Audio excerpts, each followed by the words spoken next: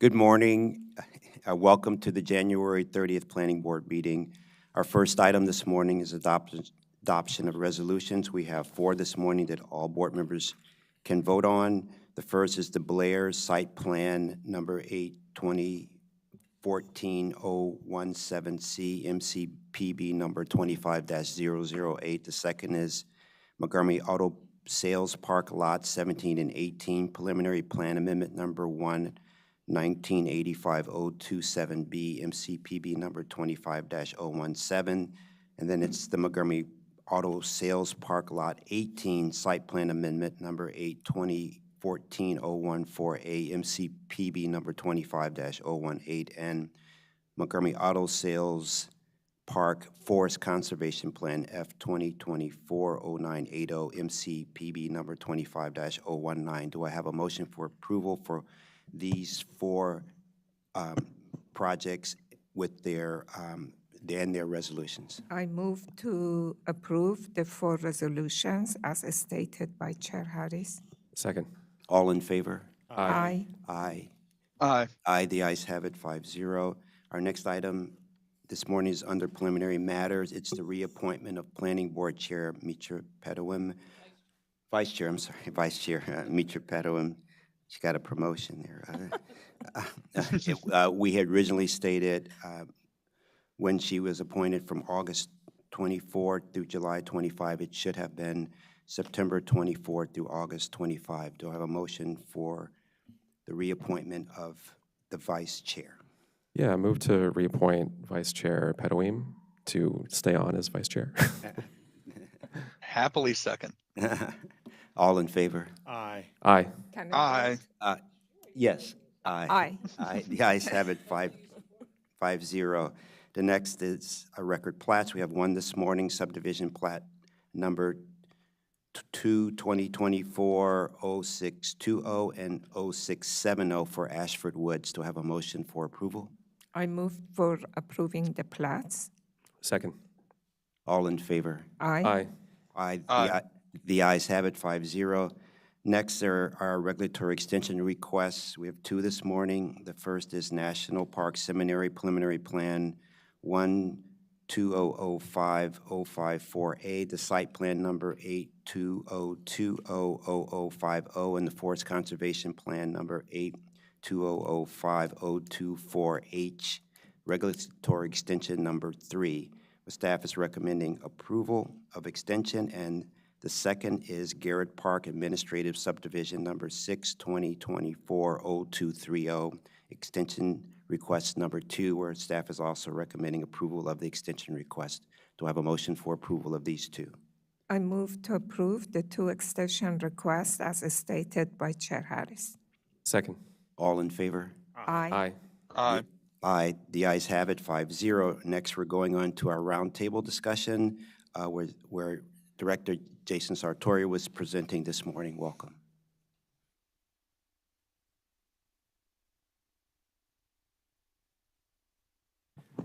Good morning. For the record, Jason Sartori, Planning Director, and I'm joined today by Lisa Gavoni, our Housing Planning Supervisor. And I had mentioned a couple weeks ago that today's Director's Report would have a housing theme and would focus on housing, and that's still the case, but it's taken a slightly different turn than I had originally anticipated, as just this past Tuesday, Council members Friedson and Fanny Gonzalez hosted a press conference on the More Housing Now legislative package. It was touted as legislation to build more homes that are affordable to working families, specifically along our corridors. The package is clearly action that was inspired by our work on attainable housing, but is thoughtfully responsive to many of the concerns and comments that the Council has received over the last several months. The press conference was attended by a number of representatives from different advocacy organizations, community associations, nonprofit developers, and other stakeholders, many of whom spoke. Other speakers included 4 council members who are co-sponsoring the package, the entire package: Council President Kate Stewart, Council members Don Lukey, Marilyn Balcom, and Lori Ann Sales. So the package has 5 components, and many of these, 3 of the pieces we're going to specifically bring to the planning board at a future board session. But I did want to walk you through the package at a high level today, but not get into the details, in part because the actual legislation has not yet been released. We anticipate it being posted to the council's agenda today in anticipation of its introduction next Tuesday. So at that point, it will trigger a whole series of actions that take place where they officially transmit the bills and the ZTAs to us. We get the opportunity to review them. We will come to the planning board. We will set a planning board public hearing and work session on each bill and ZTA, and have the opportunity to get into the weeds and the details of those with you all and pass your recommendations along to the county council. But let me give you a kind of at a high level what is in this package. There are, again, five components that are broken out into 3 different sections. So the first relates to building more workforce housing across the county. This has 2 pieces. One is a workforce housing ZTA that would allow more residential building types through an optional method of development along corridors with a requirement of 15% workforce housing. So again, the details of this will be in the actual bill that is ZTA that's introduced. But I will share with you after this a map of those corridors that are being considered. Another component Do that you know when they say 15%, how they determine that 15%? Is there any information exactly what that means? The ZTA itself won't have that, but typically when we have things like a 15% or a 12.5% requirement for MPDUs, we have it's a similar process, yeah. But this is an MPDU, it's workforce housing, which is at a different price point than MPDUs. It's at a higher price point. It's a defined housing kind of, not type, but there's a section of code that defines what a workforce housing is compared to an MPDU. So, and I would say when it talks about more residential building types, what they're talking about there are duplexes, triplexes, townhouses, and small apartment buildings. And the zones that it would apply to are the R40, R60, R90, and R200 zones. The second piece that relates to workforce housing is a new revolving fund similar to the Housing Production Fund, which has been really successful. This would be a budget item, so this wouldn't come before the board, but as the board makes recommendations or comments related to the council's budget, can also choose to make comments about this if they'd like, if you'd like. But it would be a $4 million fund, a new fund that would be set up for as a countywide incentive for the construction of workforce units. The next group of components here is related to conversion of vacant office space. So the first piece here is another ZTA. So the package has 2 ZTAs. Those will both be introduced at the same time. They may or may not be on the same exact timeline from the council's perspective, but we will bring each of them to you individually, potentially on the same day, maybe on different days if they've got different council hearing dates.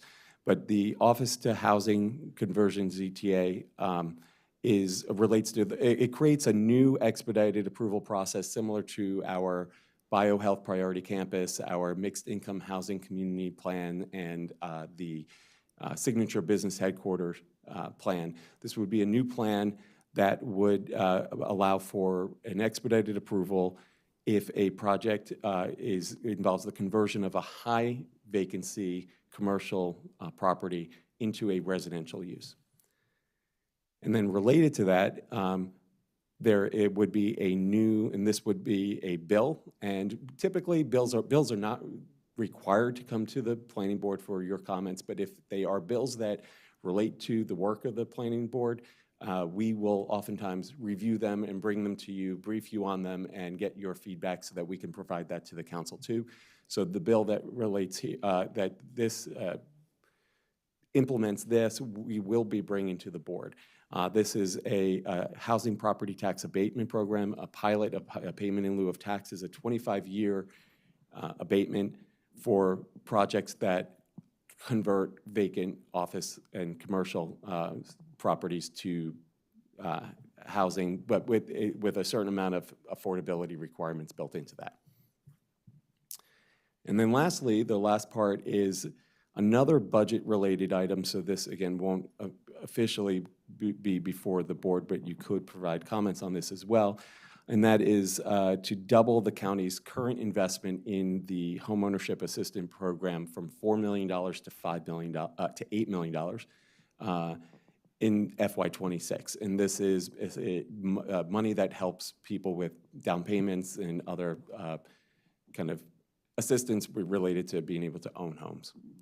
So this is the package. I did want to show you the map that that first ZTA that deals with allowing duplexes, triplexes, and townhouses along corridors. This is the map that they have shared. It relates to certain roads, certain street classifications that you see there: boulevards, downtown streets, controlled major highways, and town center boulevards. And you see a lot of gaps in some of these, and those are places where they may not necessarily apply because of the zoning. It only applies to the 4 zones that I mentioned. So this is a little different than the Thrive corridors. It captures most of the Thrive corridors and a few additional places because of the street classifications. I'll pause there before I hand things over to Lisa to talk about some housing data to see if you guys have any questions. Again, knowing that the details of this will work through when we bring the bills and bill and ZTAs to the board. Thanks for your presentation. It was exciting to read the articles and stories about this initiative, because the work that the planning board staff, with regards to their attainable housing strategies and the reports that were given to the county council, I could see that the suggestions and recommendations that the planning staff came up with were incorporated into this plan. And so I'd like to congratulate the planning staff on presenting the county council with information, data, strategies, and plans that they can incorporate into this. So I'd like to commend the planning staff in their work. Thank you. So acknowledging, of course, what you just said, that a lot more details to come, I was wondering if we have any sense of, I get one clarifying question about workforce housing and how it's defined in terms of AMI. I assume that how this county defines it is slightly higher than the MPDU range. It's sort of the next increment up from there. Is there any overlap with the MPDUs?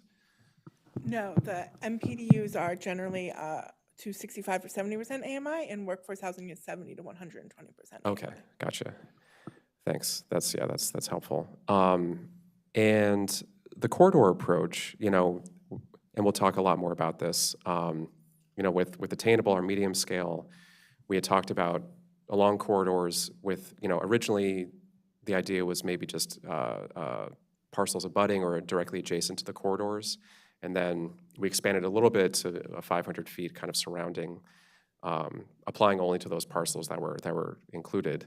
Do we have any sense of the concept here, whether it's only abutting parcels or if there's going to be some buffer around these designated roads? Sure. So they are only looking at those that are abutting the corridors. Okay. And I think in part that was one of the things that they heard a lot about from a lot of concerns about from members of the community. And so again, I think that I like to think that this was inspired by the work that we did. It is not an implementation of attainable housing strategies. It is a kind of a new package that took the recommendations of the planning staff and planning board, heard the concerns from the community members and other stakeholders, and they put together a package that tried to address the issues of affordability, of location, and housing types, and but the positive and negatives that they were hearing on all of those. Okay, thanks for that clarification too. And my final question right now is just related to the optional method that they're proposing for this particular ZTA. And again, we'll find out a lot more about what the concept is. But the way that we read this, just kind of the plain reading of the description now, does this imply that they will go through the exact same? Because with attainable, again, with medium scale, we had sort of originally proposed a slightly different version of optional method for attainable specifically. Do we think that this would be just a very, like the same optional method that we have in place for other zones and projects, but specifically kind of used again for these new corridors and types? Yeah, it seems like it would be similar to what we have today. It would require site plan approval, and, you know, as we dig into this, we can see if there are opportunities to, you know, expedite some of those or have administrative approvals or things like that. But, you know, my understanding is that it's going to be basically similar or mimicking the existing optional methods that we have today. Okay. Well, yeah, thanks for the presentation. Very much look forward to getting into some work sessions about it once we have the text and get through the public hearing. So thank you. Yeah, and I just want to say that I'm very happy to see that this is materializing. I understand that it's a little bit different, it's under a different name, but it's a fantastic start. It still incorporates a lot of the, you know, steps to have more housing in where that it's needed most. And I'm very happy to see that. And I'm really looking forward to understand more in detail that exactly how we're going to implement it and how it's going to work to add more housing to development. Really, I was excited to see that now that came. And I appreciate all the work that you guys have done. And I think this is a great start. Yeah, I agree with my colleagues here. I'm so delighted that even though we have not seen the details, and we look forward to seeing those soon, that I'm delighted that Council Members Friedson and Fanny Gonzalez put out this package. You know, we've all been talking about the shortage of housing, all types, and at all affordability levels. So I'm just delighted that they took the initiative to put this out, and we look forward to working with staff as you get the details and seeing, and hopefully that this can move forward. Thank you so much. I would say, you know, personally, I like the breadth of this, that it's, you know, there is no one bill, no one ZTA that's going to solve our housing crisis, and, you know, no one package of bills and ZTAs that is going to do that. But here you have something that does address the housing types. It talks about the office conversion, which we've heard a lot about. You know, people have said, why don't you focus on that? Well, there's something here for that. There's, you know, funding, you know, behind all of this too. So that is kind of, I like the breadth. So this is not the end, this is the beginning, okay? Very much so. And there are a lot of tools that it is at our possession that we could add more housing.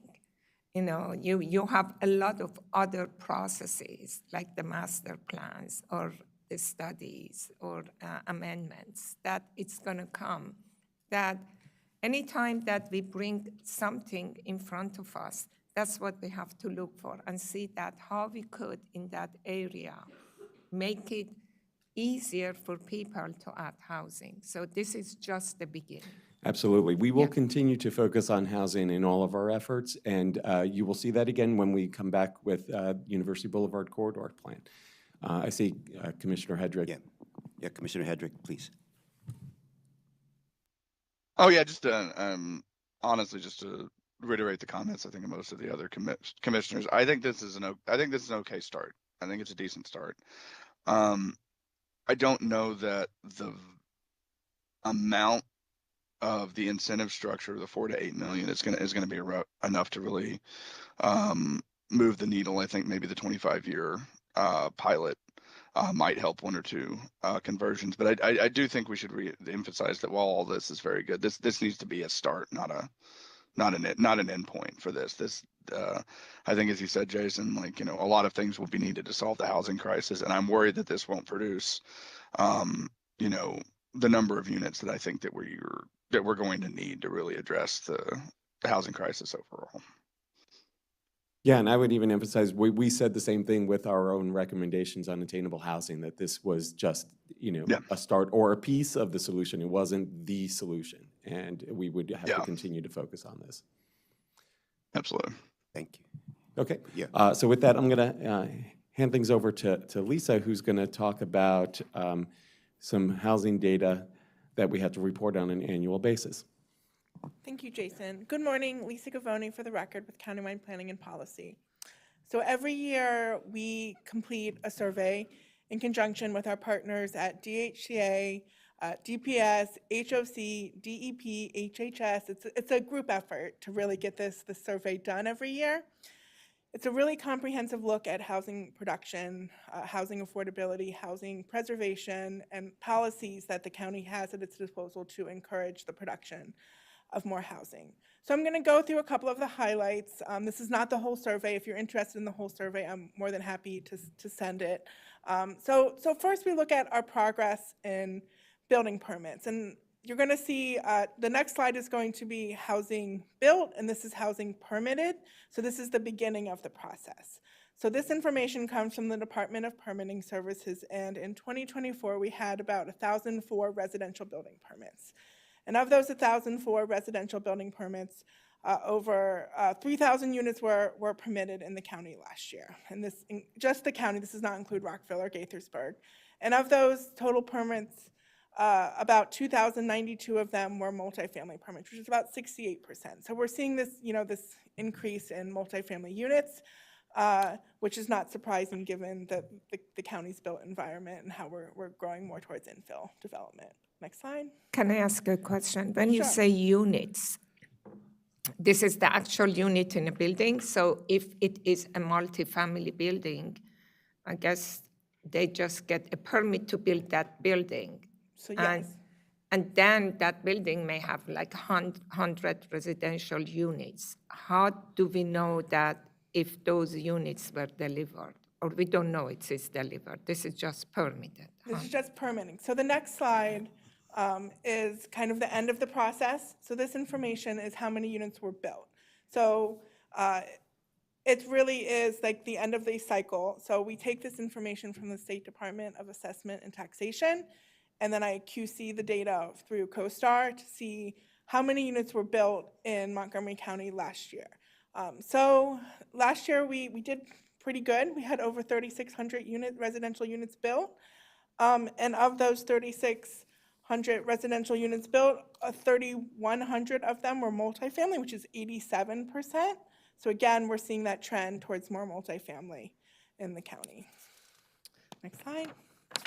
We also looked at affordable housing production, and this comes from the Department of Housing and Community Affairs, who provides us with this data. So the first one is how many affordable housing units were built in the county last year, and that was about 624 affordable housing units were built last year.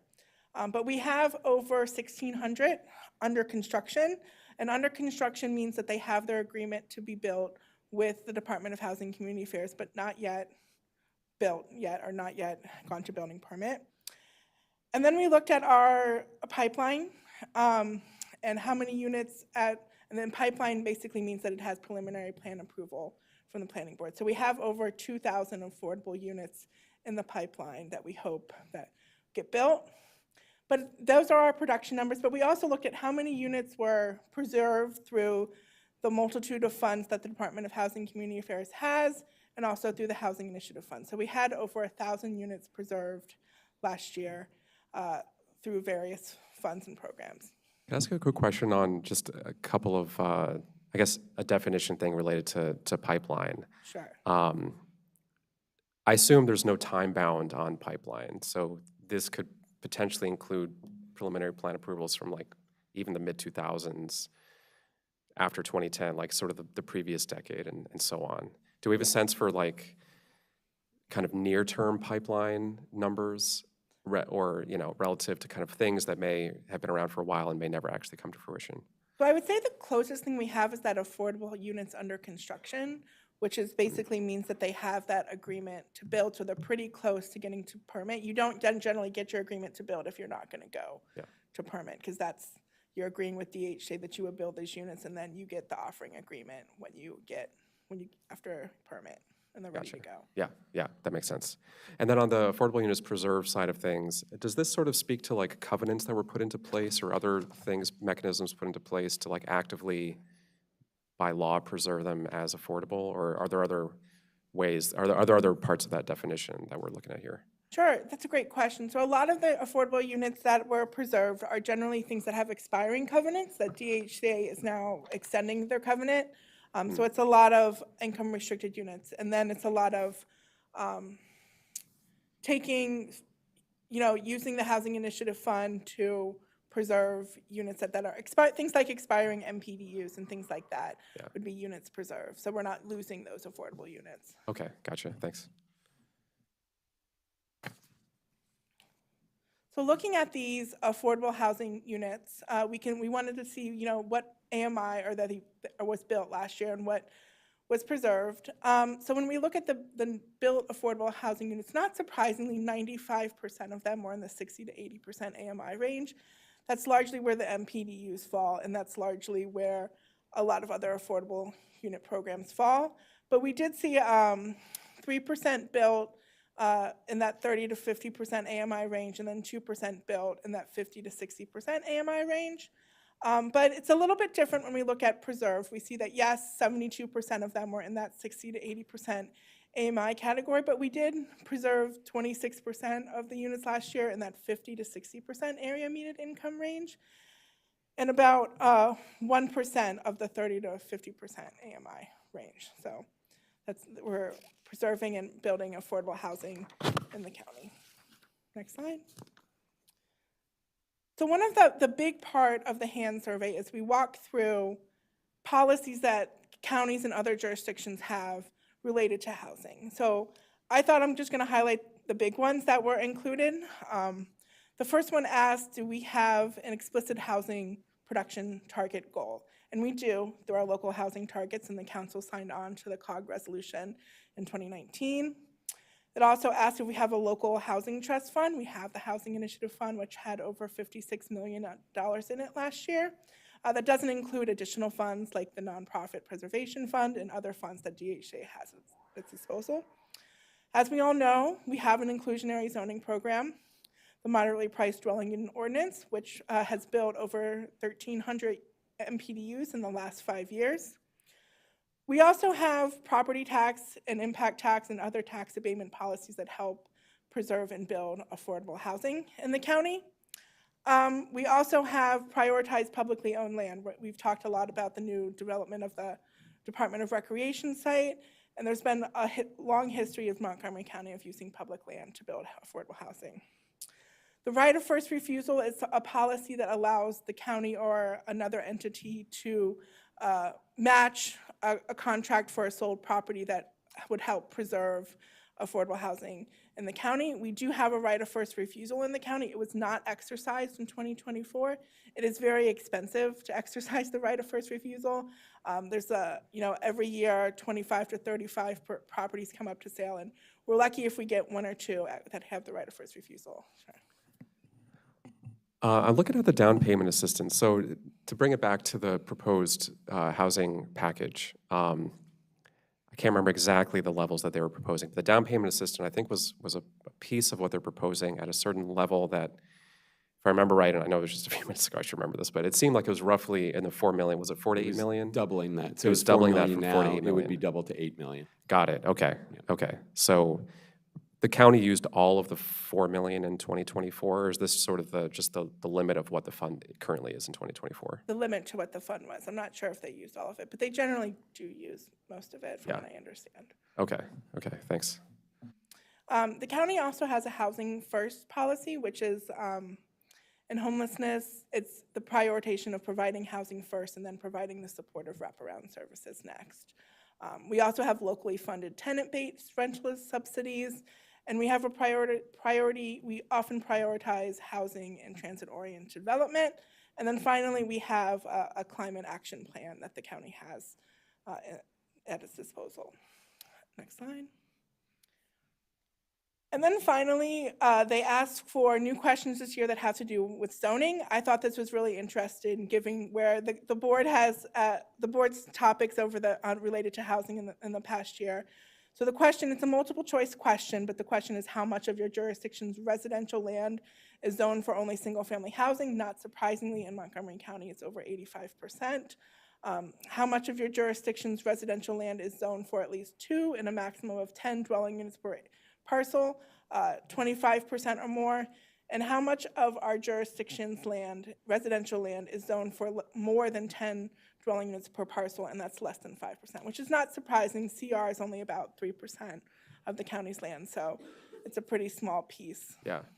And this doesn't mean like, well, I guess looking at the middle bullet, this doesn't mean necessarily by right, because duplexes, for example, are limited use. Like there's some overlap, I guess, there with, Yes. yeah. There was a question about by right development that that was answered in the survey too, but these 3 questions are not about by right development. Yeah. Yeah, Commissioner Hedrick also has a question. Oh yeah, I was just, I'm glad that the update that it has the questions about these, you know, these policies and the exclusionary zoning, because I think it's interesting that we in the county, you know, have a lot of the right policies in place. I think the previous slide shows that we've got, you know, the housing first policies, and we've got a lot of good housing policies in place, and we're still behind. And I think this question and this bit on exclusionary zoning right here is probably part of that. Like we have a lot of the correct policies in place, right of first refusal and everything else, and we're still falling behind on housing. And I think this is illustrative. And that's it. Thank you so much for bringing us up to date on that.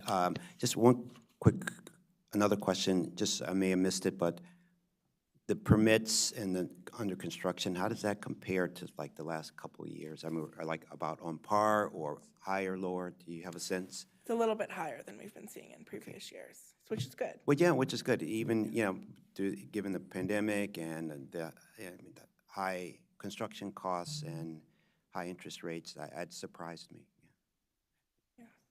Can I just, this information, it doesn't look like that you got it from DPS, because I know that it was somehow some discrepancies between the data from DPS and state. Is that resolved, or can we get those information? Because they should have more accurate information. State should get those information from DPS, but apparently the link was not, you know, it was not working. So I do not know how accurate this information are. From what I understand, data going back to 2020, they have done a lot of cleanup on.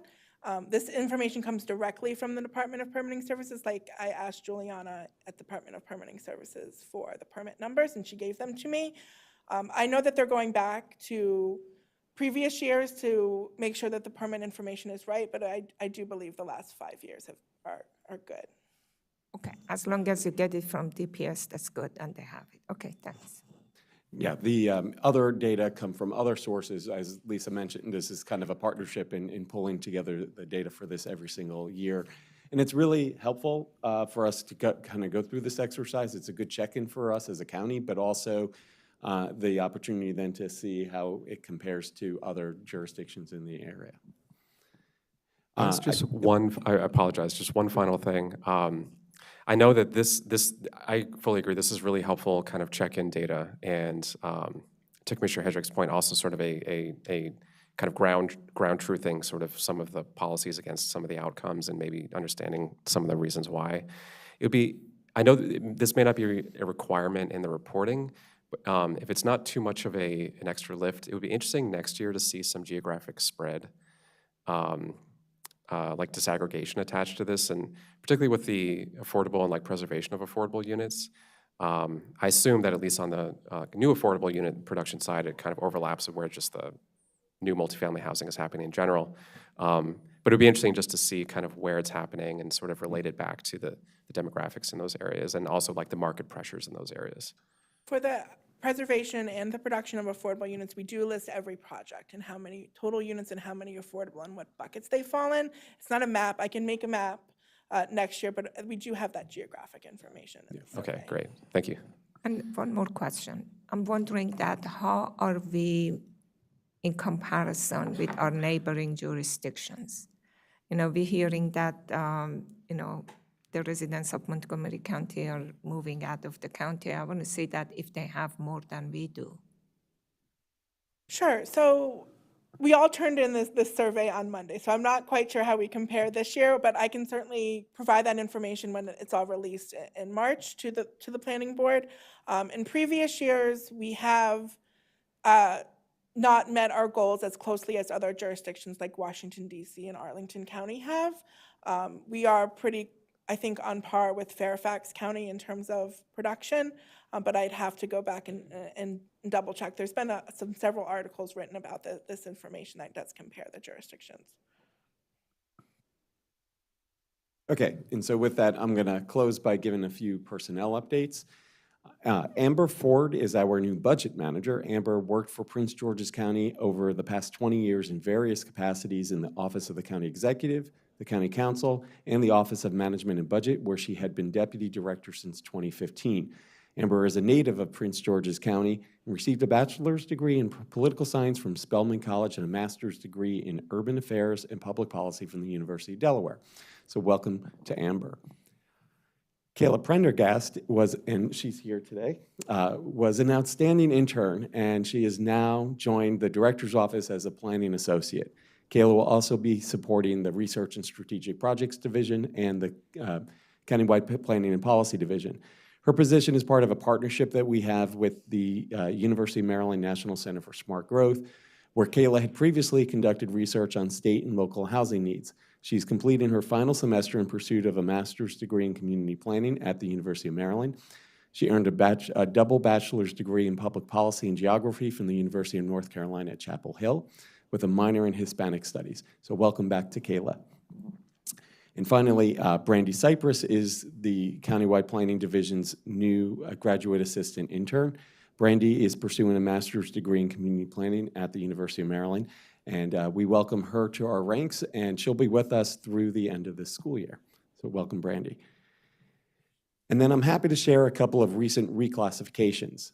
Up County's Jonathan Casey is now a Planner 3, and Research and Strategic Projects Ben Kraft has been reclassed to a Planner 4. So you've seen Jonathan a number of times presenting regulatory cases from our Up County area, and Ben has led our efforts to research neighborhood change and create the Community Equity Index. So congratulations to both Jonathan and Ben. And just kind of broadly, I'll tell you that the commission allows employees to request a reclassification of their position to better align their job functions, their job descriptions, and the duties and the work that they do with their job descriptions to better align them with the actual work that they do. The reclass review process is open for non-represented employees every December and for union employees in December and June. And with that, I'm done. If you have any further questions, I'm happy to answer them. Thank you for your housing and personnel updates. We really appreciate it keeping us informed and just so excited about this new legislation proposal. So thank you so much. Thank you. Nothing else being seen to other comments, so we're going to take a 2-minute break and we'll start out with our next item, item number 8, legislative update. Thank you.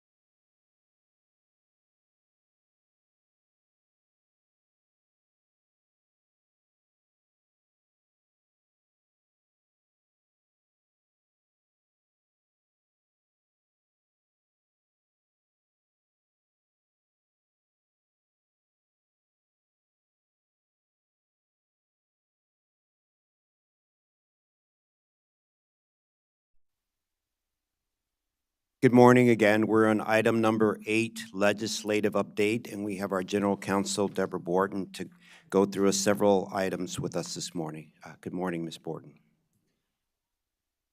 Good morning. Oh, wonderful. Someone's sharing for me. Thank you. Good morning, commissioners. For the record, this is Deborah Borden, General Counsel. We have several positions and information items to go through today. You know, the General Assembly session's in full swing, so we are very busy. So I guess I will start. Whoever's sharing, can you pull up the first item? It doesn't matter which one. We'll just start wherever you start. Okay, so the first one is HB 190, and oops, can we go back to that? Okay, so this bill, we are proposing to just put in an informational sheet on this bill into the record of it. So the bill, hold on, let me just pull it up so that I know what I'm looking at. Yes, SB 190, HB 80. So this bill is about transit-oriented development. And again, the state is attempting to create, I guess, catalysts for development around our transit-oriented development in the or our transit stations in the state. So this bill would promote TOD corridor funds. It's a new type of special taxing district.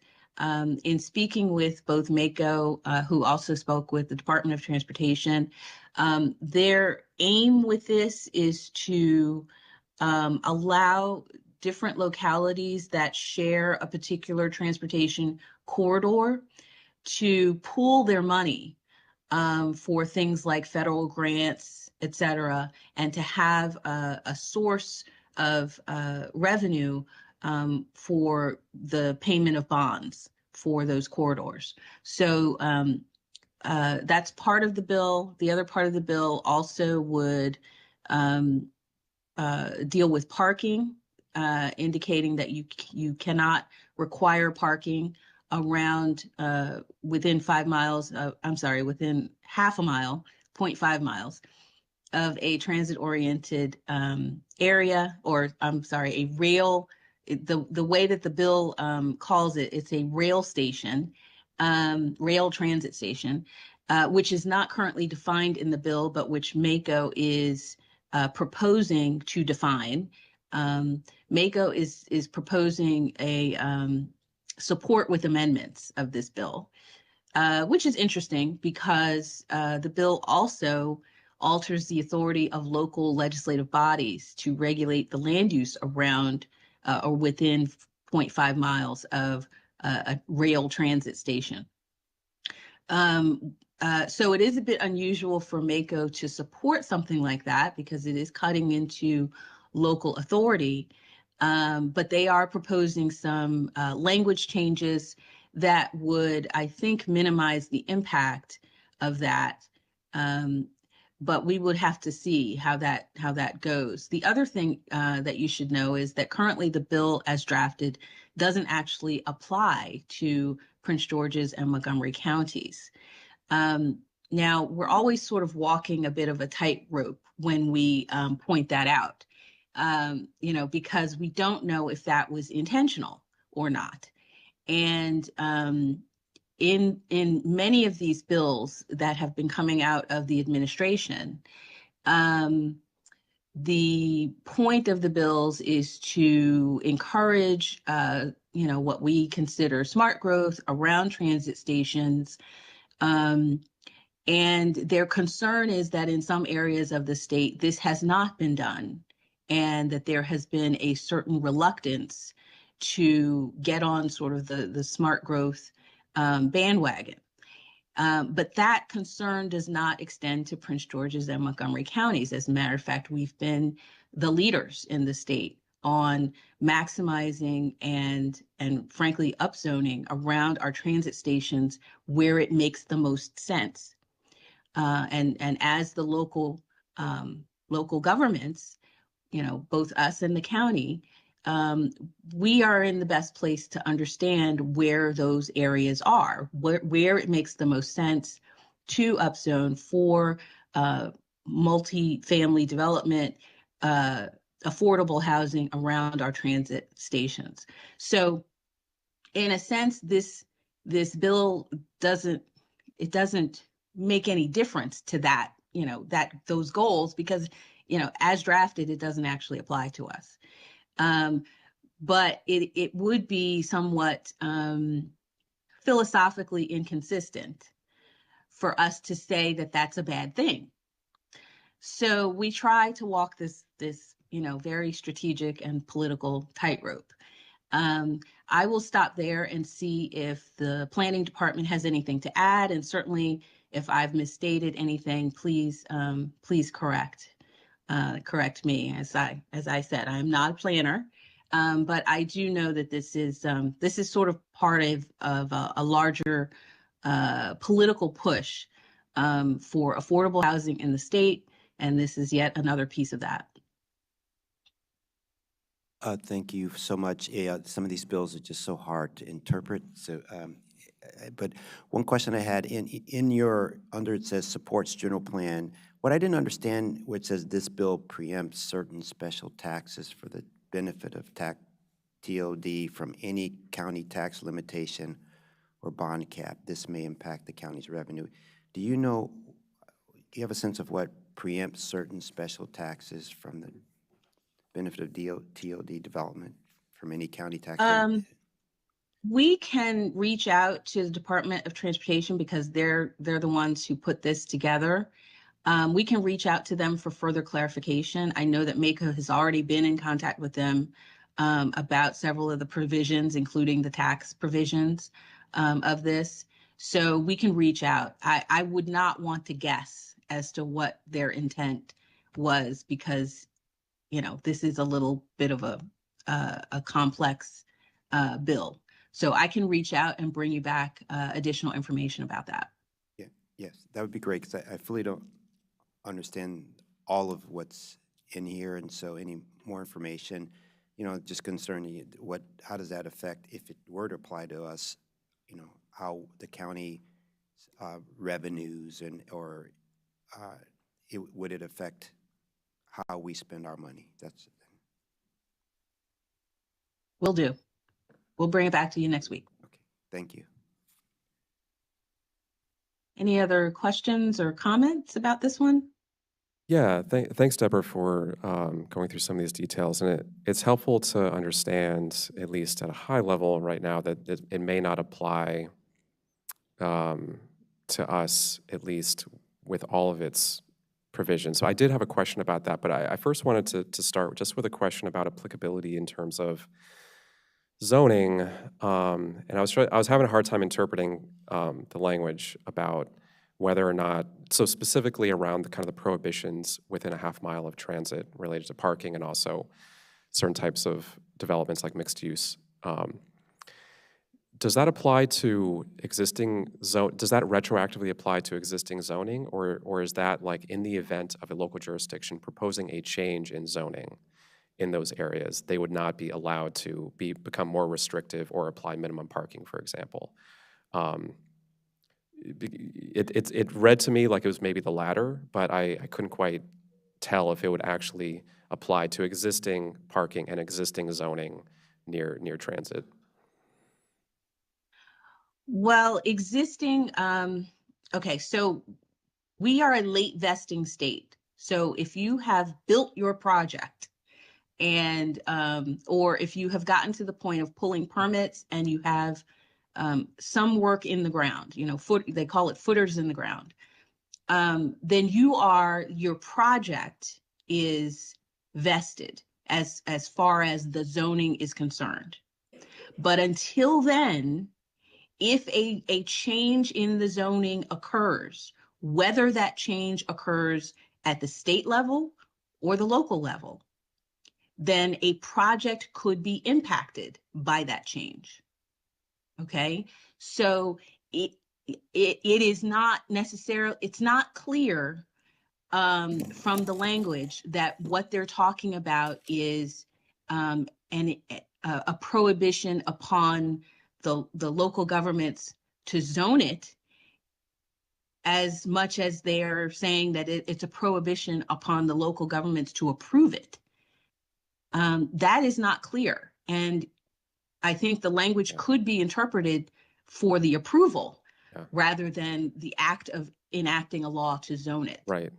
Which could be very problematic because you could catch projects in the middle of their approval processes and literally have something in the underlying zone change where suddenly their project is no longer approvable.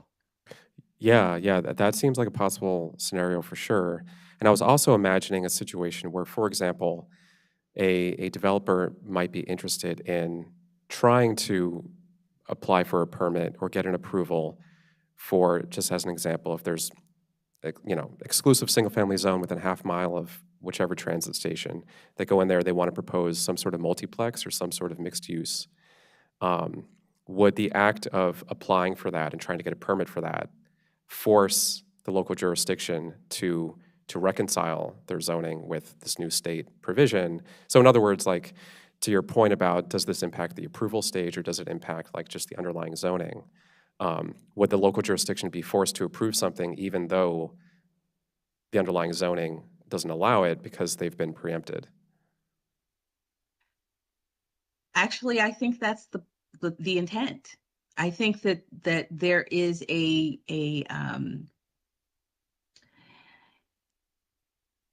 desire to force certain local jurisdictions to approve multifamily near transit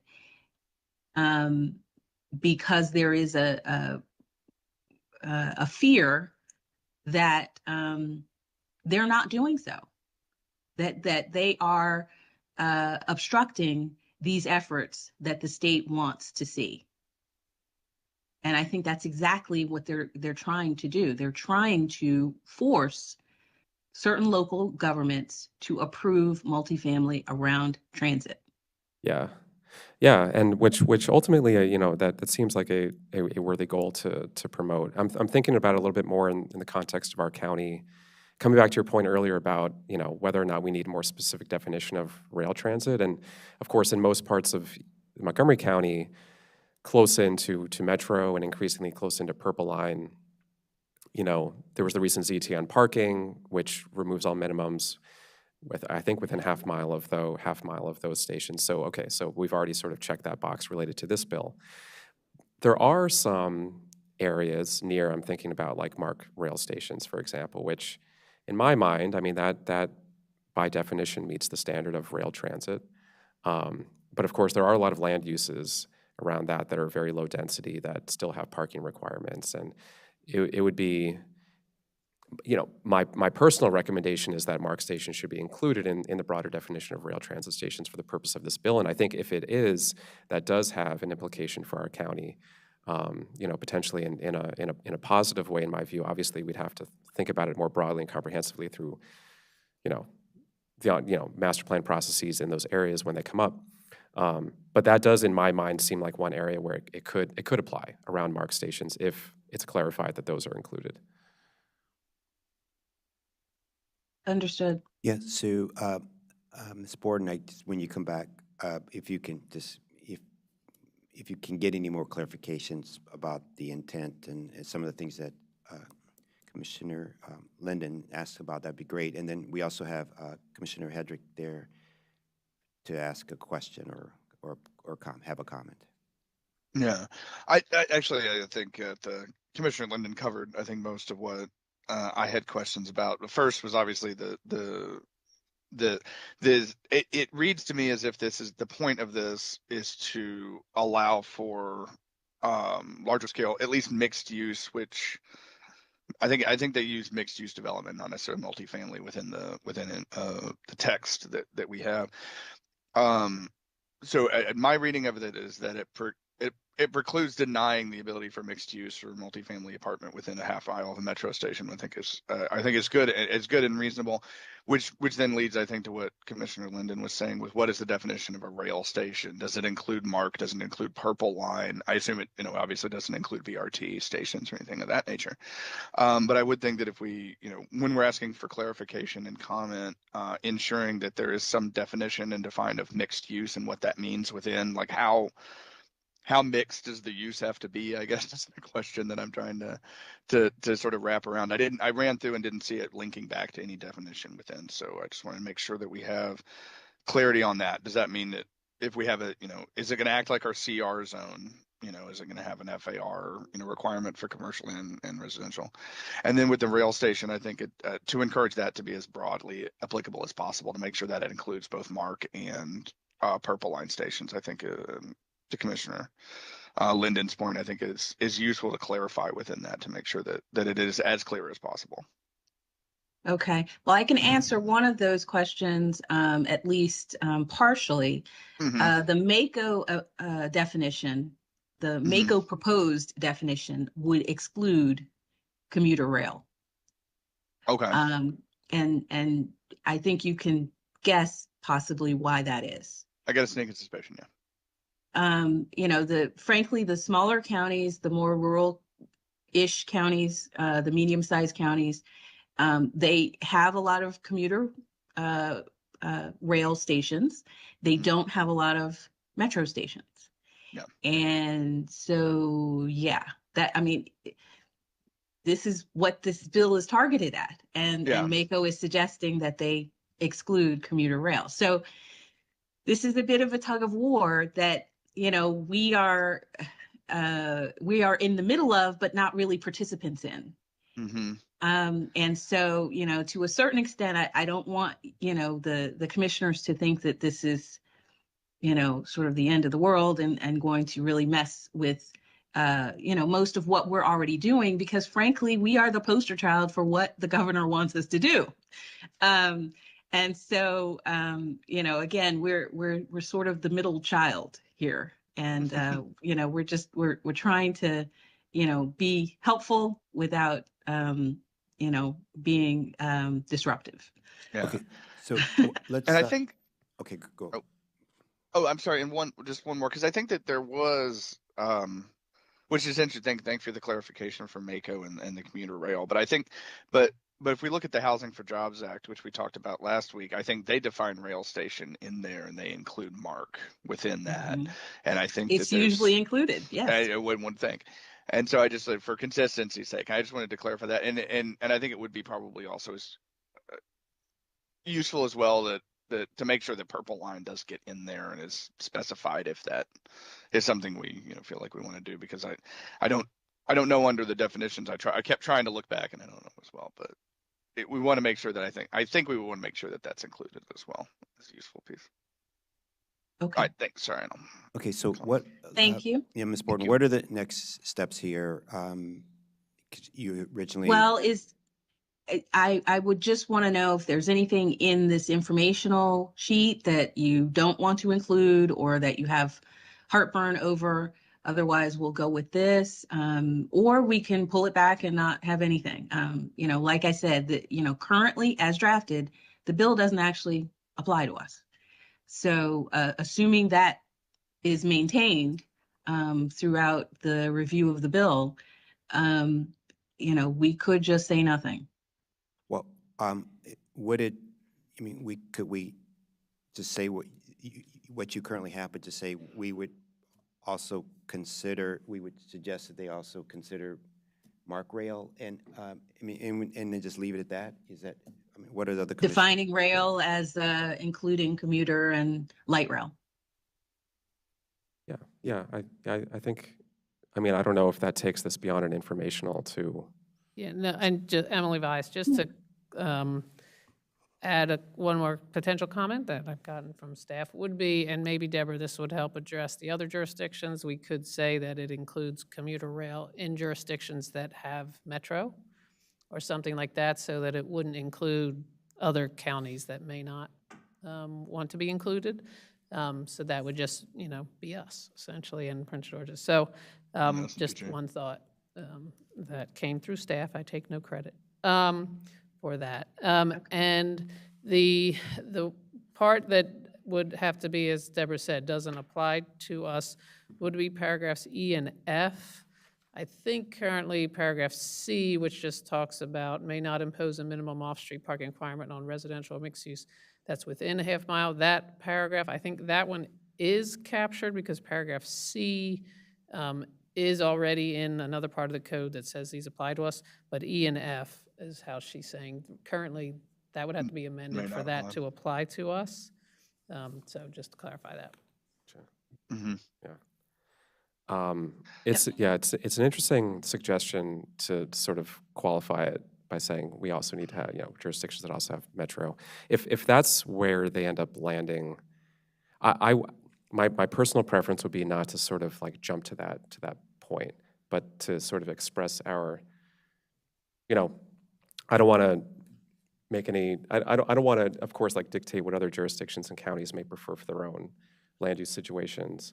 I think that when we think about MarkRail in general as a system, there's a lot of advocacy and pushing around making that a much more useful, usable, all-day, two-way regional rail service rather than just thinking about it like commuter rail. But in order for that to be the case, I think it needs to sort of be, the station areas need to be developed kind of consistently with much more density around them to justify the kind of ridership or to produce the kind of ridership to justify all day, two-way service. And of course, there's other complications around that involving kind of ownership of the rail and stuff like that.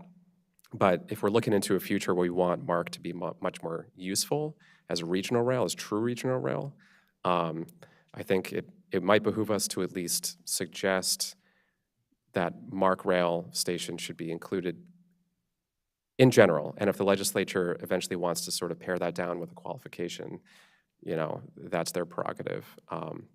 But I think that's at least what my suggestion would be if they want to define it to include MARC rail. Mr. Hedrick? I think that Commissioner Linden caught what I wanted, and also I think it for the informational purposes of submitting this to the legislature, we should point out that technically those wouldn't apply to us, and whether or not that's intentional or not, I think it's worth putting in. That's my only We have. comment. It's Okay. actually in there. Yes. It is. I saw it was down in the. I want to make sure that was going out and not just for our purposes. Yeah. Anyway. So Yeah. There's a second page actually. It's on there. Oh, I read that part. I just want to make sure it wasn't just for us and it was going with the informational thing. But yeah, thank you. Yes. Okay, so All right, let's great. No problem. wrap this up because we have 4 more to do. So I don't know if you have direction, Ms. Borden. Yes. I'm supportive of what Mr. Linden said about the MARC. And I don't know if Ms. Vias said, Attorney Vias, was there something else you wanted other than what we just talked about? No, I think it just gives Deborah the ability to possibly, talk to them if amendments are needed. She could maybe offer that if we need to. Okay, so the board okay with that? Okay, yep, we're done with this one. You can move on to the next. Great. Okay. Next one, please. And that is SB 5. Oops.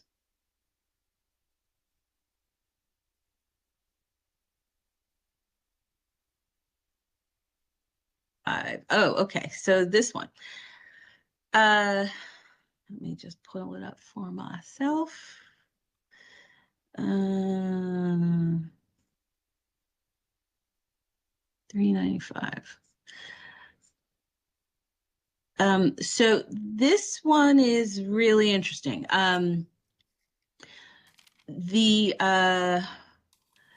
This bill is transportation related as well, and this does not come out of the Department of Transportation. And I point that out because this would add a fairly significant level of additional review for major highway transportation projects in the state. It would require the Department of Transportation to consider greenhouse gas emissions, to do additional impact assessments, to determine things like vehicle miles traveled and how that adds to the greenhouse gas emissions. And it would also give them a raft of other things to consider, including, by basically things that could be offsets to the greenhouse gas emissions that are going to be caused by the project. So in other words, the DOT would then have to look at things like parking reduction and transit and low travel demand issues, roadway pricing, all kinds of things that they would have to consider. They would be required to consider for every project. This would be a pretty significant change to the way that Department of Transportation deals with major transportation projects.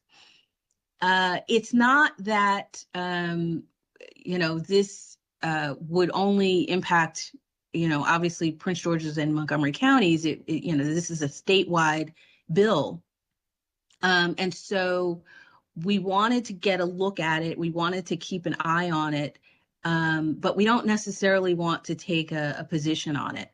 And I think that's in line with most of the other counties, because MACO is basically taking the same approach. They're not taking a position on this bill. There's some things in the bill that are really forward-looking and really great from an environmental standpoint and the standpoint of moving the state towards its climate goals. But whether this is going to be able to be done in a single year with a single bill is another question. It's a very ambitious bill. So I guess I'll leave it there. And I know we had a couple of questions about I-270. So the short answer is that this would apply to the expansion of I-270 because I-270 is not yet funded. And according to this bill, anything that's not yet funded would have to be sent through all of this review process and this additional layer of scrutiny. So I will leave it there. If there's anyone from transportation planning that would like to weigh in on this, please do so.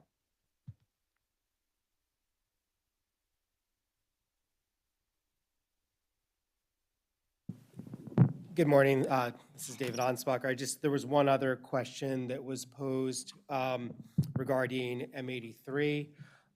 If M83 also is currently not funded for construction, if it was funded for construction in the CTP, the state's CTP, or in the state's STIP, then it would apply. But at this time, it's not. So can I ask a question? So I'm wondering that if there is a description for major highways, that what it is, and also when this study needs to be done.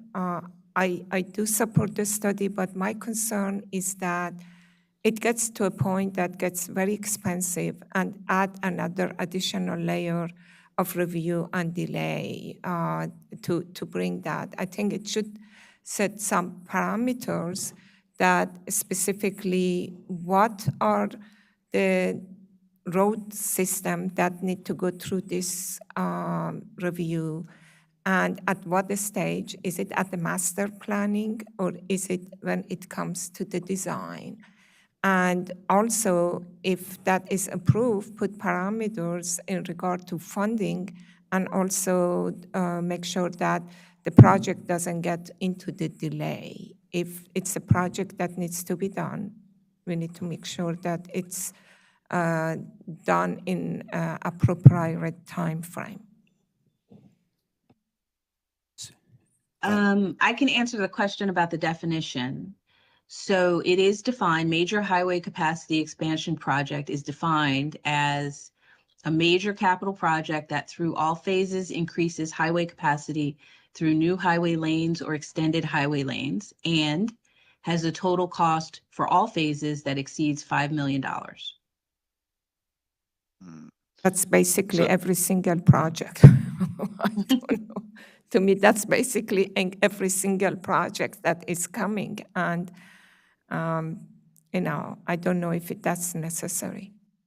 So what I'm in agreement with what Ms. Borton is, let's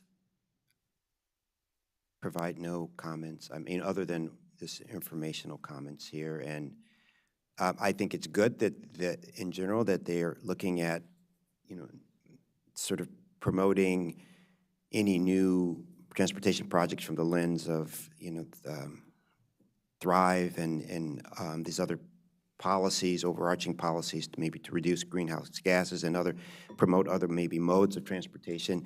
But this seems like it is a big bill and everything. So I would say let's monitor it and we can comment. Is there also, as we see how it takes shape, is that right, Ms. Borden? We can make comments later before. That's correct. Yeah, so that would be my opinion. And Mr. Hedrick, you have your hand up, so I want to get your thoughts, and then we can decide what we want, and move on. Okay.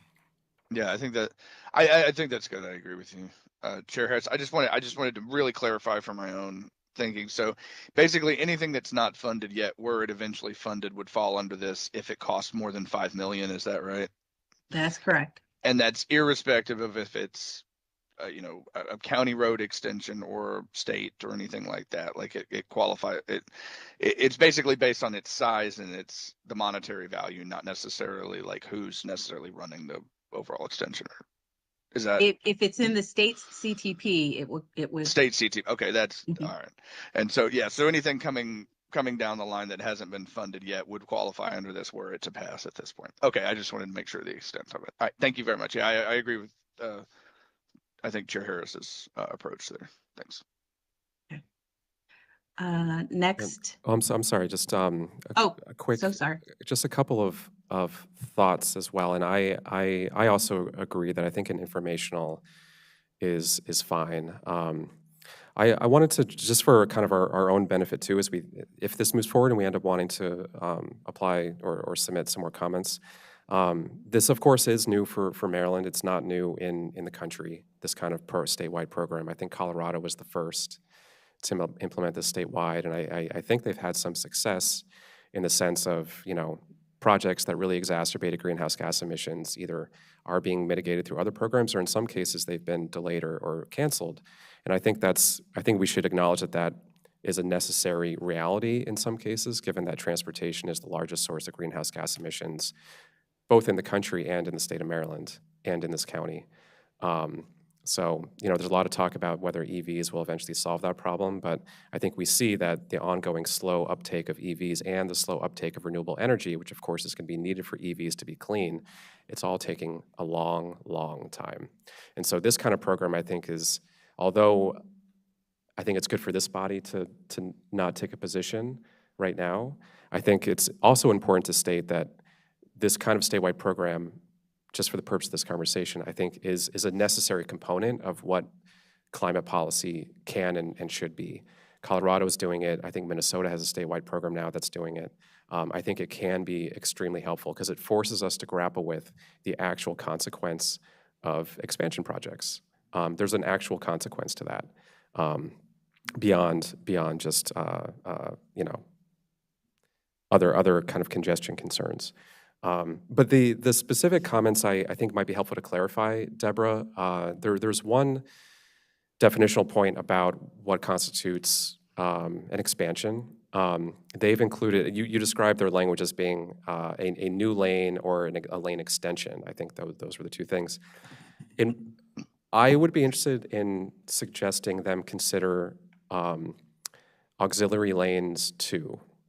either new auxiliary lanes or extended auxiliary lanes. And I mention that because in some cases, auxiliary lanes, that specific term is used by state DOTs as part of highway projects to describe what, they're expanding actual highway or sort of width. They're expanding the width of the actual highway, but they're referring to the new lanes as auxiliary lanes because of what they're intended to accomplish. They're often thought of as like ramp-to-ramp lanes to allow for easier merging.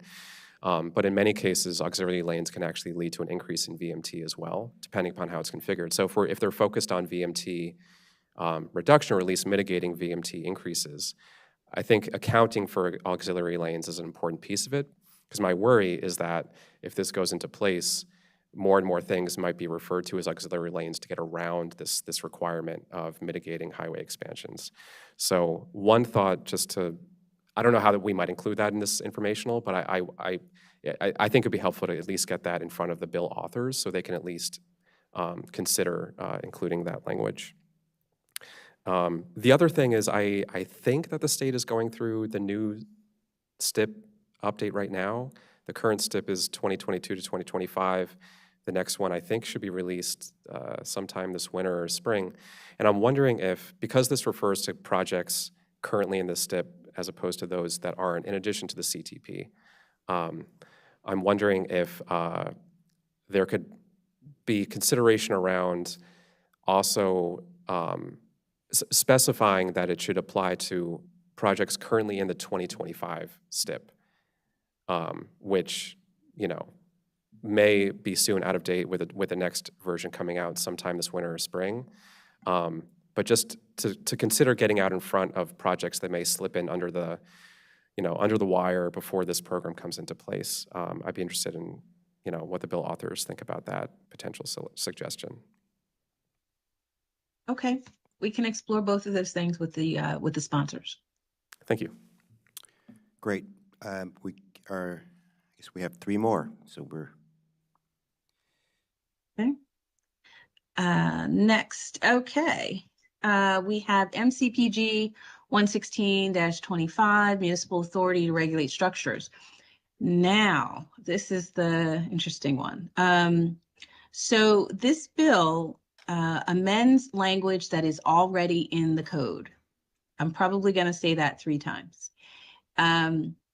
So the language that's already in the code gives municipalities in Montgomery County certain limited authority to impose additional or stricter building requirements that are required by county zoning, but only on residential buildings. Now, the current language has been in place for a number of years. This is not new language.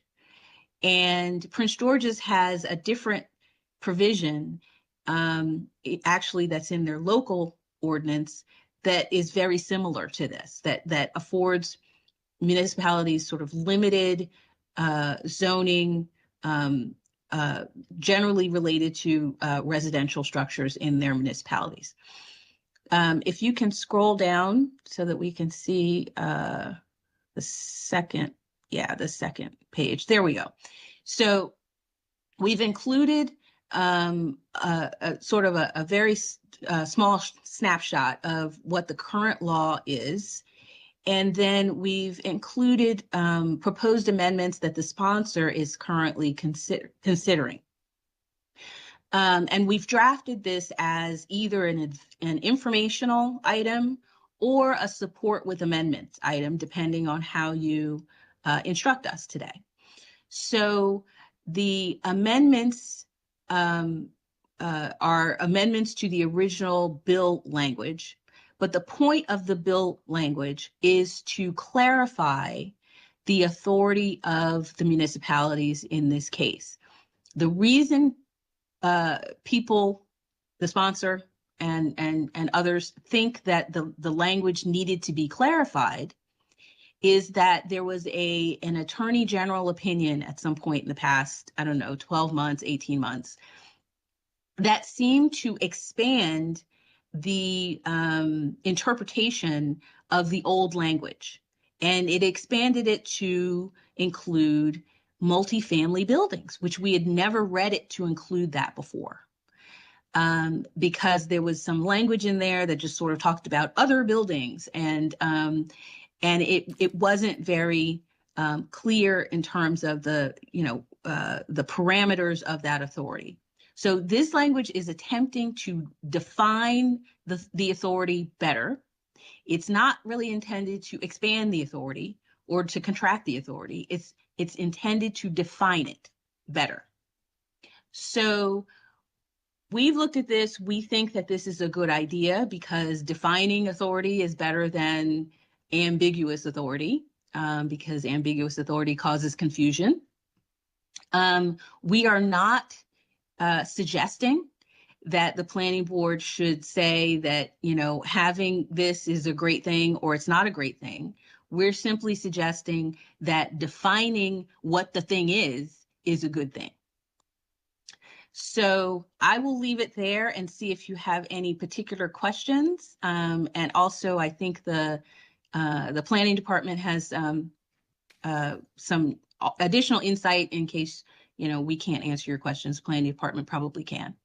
Yeah, so let me start here. I'm in favor, knowing the background, I'm in favor of this not only because it defines what authority they do have, it also states that they cannot make 2 to 4 unit structures any more restrictive than they make their single-family structures. So it not only defines what they have, but it also clearly states what they can't do with those 2 to 4 structures. So I'm in favor of this. Also, I just want to point out the council voted on this on Monday unanimously to make sure that this clarification was there. So I think, therefore, I am in favor of supporting the revised bill with these amendments. Mr. Hedrick, I'm sorry. Yeah, and this is just something I want to clarify, and I think the planning staff may be the one to ask here. I'm concerned that given that most of these municipalities are built out largely with single-family homes, that they could adopt de facto bans on multifamily or multi-unit structures by simply adopting restrictions that grandfather in existing single-family homes and then disallow the actual the ability to construct, a multi-unit building that would be, that would fit now but might not fit afterwards, and they may change their thing. So I was wondering if staff wanted to weigh in on that, or if there was any thoughts on that aspect of this bill. Sure. Thank you, Commissioner Hedrick. This is Jason Sartori. It's true in that the municipalities, many of them are largely built out, as is much of our down county area in particular. But we do see replacement homes being built in those municipalities and in those built out jurisdictions that are still subject to the applicable development standards. And so, if there was like an ulterior motive here to try to restrict, the construction of duplexes and triplexes that may otherwise be allowed by the county under some future legislation, it would have to apply the same to single-family homes, meaning essentially they would be restricting the ability to have a replacement home too. So I haven't gotten the sense that that's the desire here. The real desire is to be able to add clarity to the authority that already exists. Yeah, and I think I'm not necessarily discussing ulterior motives, but future use of this particular thing. And I mean, I think that as written and as developed right here, I think the motivation behind it is a fairly clear desire to sort of clarify, for the structure, not necessarily the number, the type. It's for the structure, number of units. But I do think that it does open up the possibility of ratcheting down exclusionary zoning prints or exclusionary, options in the future. I'm kind of neutral on it overall. I just want to clarify that I think that there's, given that they're built out, and I think there are some folks which would make that trade-off of affecting the tear down market to also minimize the ability to put in a multi-unit structure and grandfather in what's there. I want to put that thought in there and comments there. I'm otherwise fairly neutral on the bill and fine if we support the clarification, but I do think that it's not necessarily written to protect the ability of multi-unit structures in the future. And I don't think that's the desire. And I think it's probably too much to ask for that to be included or some language to that effect. But I do think it is something worth paying attention to and keeping an eye on. Yeah, yep, I think in the future, And I'll just add, when the municipalities do propose these regulations, they do go to the county. And so not that the county can nix them, but the county does review them. So to that extent, I think, hearing what you're saying, there would at least be opportunity for the county to object if one of the municipalities tried to do something that would, sort of change what everybody thinks this bill is doing. Yeah, and just to clarify, so we would get notification of that with an update to their setback requirements, all that kind of thing. Anything At that's least under, go to the council, honestly, so I would presume we would see it on the council agenda. Okay. And whether it would technically come to the board, I'd have to check, but it certainly goes to the council for review. Okay, great. All right, thank you. any other comments or questions? Yeah, no other comments. That's helpful to know. So, to Commissioner Hendrick's point, the county or the council can sort of monitor this over time. And if there seems to be, a trend kind of that nature description, then, maybe there could be future state legislation to address that. But yeah, I'm otherwise okay with this clarification as a whole. Okay. So do I have a motion to approve the position as stated here? I move to approve the motion as stated for this bill. Second. All in favor? Aye. Aye. Aye. Aye, the ayes have it, 5-0. Can we go to the next one, please? Thank you. And if I could just clarify, that was support with amendments. Support with amendments. The amendments you've Okay. seen, that you presented in this position statement. Thank you. Thank you. All right, next we have SB 58, Parental School Engagement Leave Act. What this bill would do would be to add 12 hours of parental school engagement leave each school year for the purpose of employees to attend meetings and conferences related to the schooling of their children. This bill would require notice of certain provisions. It would require the state superintendent of schools to make a form for people to fill out, but it would basically add a benefit to all employees that would be leave that they could take to attend meetings and conferences at their children's school. We are proposing to not take a position, but to provide information that this could be, quite difficult to administer and to make sure that it doesn't get abused, particularly when you're talking about part-time and seasonal employees who may only work a short period of time during the school year or not even during the school year. They may have very different and flexible and, not necessarily consistent schedules. So a little concerned about the administration of that and the cost. We do know that MACO is opposing this bill. They think it's not necessary. So, we're just proposing to have some information and to offer to work with the sponsor to see if there are other ways to get at what the sponsor is trying to do. As a public employer, And, as the commission, we feel that our benefit package and our leave package is very generous as it is. And so we want to make sure that they're aware of all of the different various types of leave that we already offer. And we think that a lot of that leave is at least for public agencies, is very consistent. And so we want to try to maybe work with them, to work with the sponsors to try to unpack what it is they think is the problem, the actual problem, because we don't have any statistics about our employees demanding leave for this and being denied it. We already have personal leave. We already have generous annual leave. But it is generally speaking for career positions, not our seasonals and not our part-timers. And this would apply to them. So it is a bit of a stretch for us. So I'll stop there and see if there are any questions about it. So why aren't we taking a position then? Because I agree with all the things you just said. Well, initially we wanted to maybe reach out to the sponsor and see if we could have a conversation. We haven't been able to do that yet.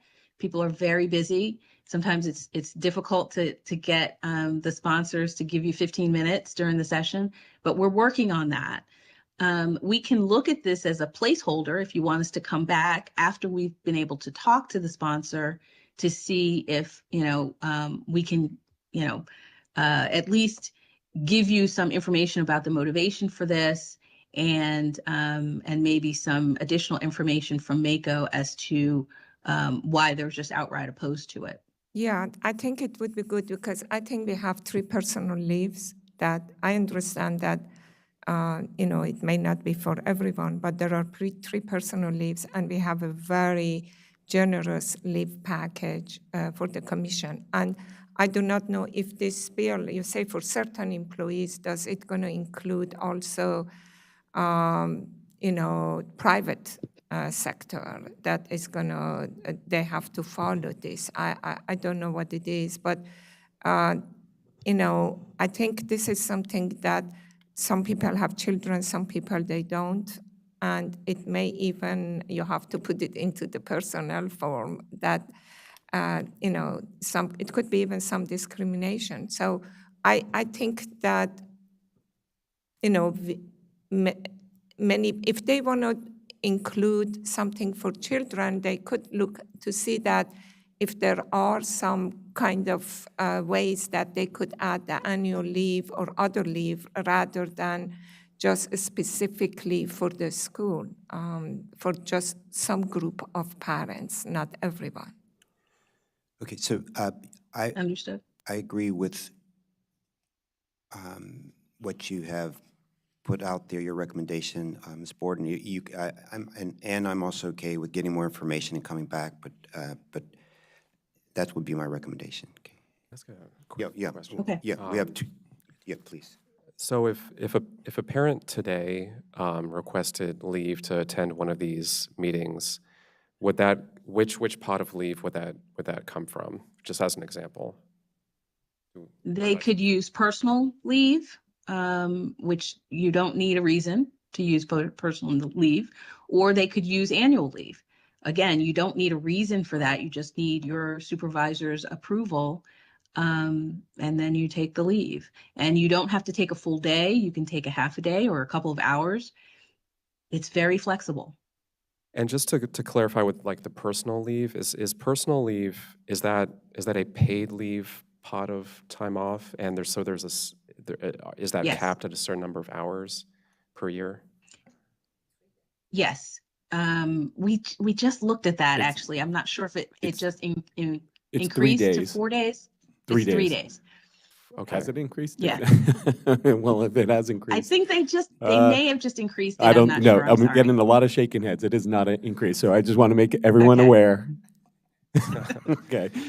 Yeah, it's 3 Sorry. days, and it's based on once you've been here a certain amount of time, and it could be potentially prorated for the first year, but it's effective every January 1st. Gotcha, okay. So there's 3 pods. There's personal PTO or vacation time and sick leave. Yeah. Okay. This is, honestly, I think this is a bit tricky for me because the effective result of this seems to be that parents may have less available leave as part of their paid pot than non-parents if they choose to take it for these reasons. So in other words, they would have less practical vacation time to use for actual vacations if they use several hours or 10 hours a year for attending, school meetings or their kids' meetings at school or conferences. I take the point that administratively this might be complicated, but to circle back to sort of the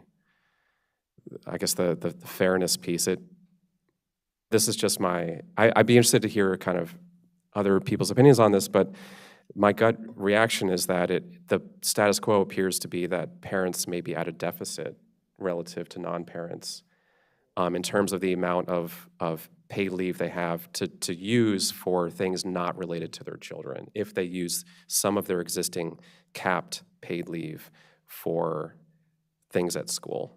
But again, I'd be interested to hear your thoughts on that. And if that is the case, I do have a little bit more concerns with us. Well, if we're not going to take an oppositional opinion, that's fine. But I'd have more concerns about kind of MACO, for example, taking a stance against this as a body. So let Commissioner Hedrick speak, and then I have one comment, and we can. Oh, and if you'd like to, and we can move on. Go ahead, Commissioner Hedrick. Yeah, I think actually Deborah sort of addressed part of what I was going to say, which is discussing with the sponsor whether putting in, like, specifying or clarifying that leave for school or these kind of school engagements is an allowable use under paid time off, annual leave or PTO, which in the feds and the way I take my leave, like there's about 70 some odd different ways that I have to define why I'm taking leave for any certain things or certain allowable. But if we don't have that sort of policy, then I think that's less relevant. But I do, I'm sitting here on virtually on camera today because one of my kids got sick and I have to stay home with them. So my general sense is to give as much support to parents for their ability to deal with their issues with their kids as much as possible on, sort of all factors. So just to keep that in mind, an informational position, I think, with this one is fine.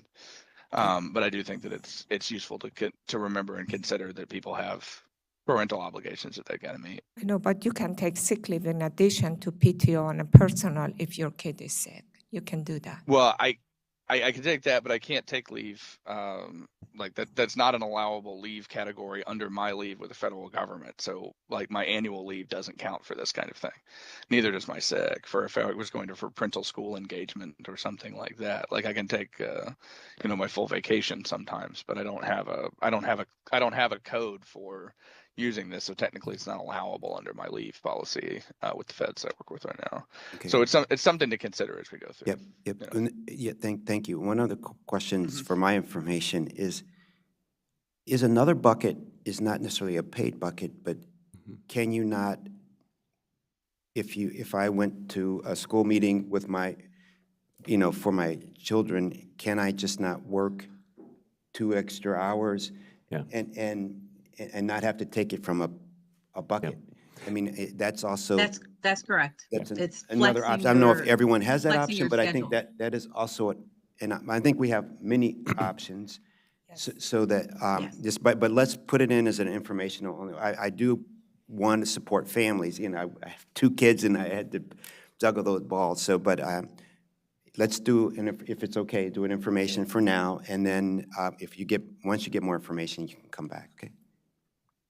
Absolutely. All right, thank you. Thank you. So we have one more. Sorry, this is such a long item. Okay, last one is MC 1525. So the delegate proposing this bill wants to study agritourism, basically the tourist and visitor economy of the Montgomery County Ag Reserve. That's great. We love that. We are just a little concerned that we have our own study, and we don't want, we don't want duplication. And so we are in talks with the sponsors to try to see if we can make sure that what this study is talking about is not going to duplicate work that we've already done. So we just wanted to put that on your radar. We don't have a position on it. We just really want you to know that we're working behind the scenes to make sure that, because, doing a study about agritourism in the county, or particularly focusing on the economics of it, is a great thing. We love that. And that could really inform the work that the planning department is already doing. So we're working on that, and we will continue to talk to the sponsor about this bill. Okay, thank you. And that's all we have for you. Great. So by we're doing the study, is that like Department of Ag is doing, Montgomery County is doing the study, or planning is doing the study? I'm not sure what you were. The planning department has already conducted, or is in the process of conducting a study about agritourism in the county.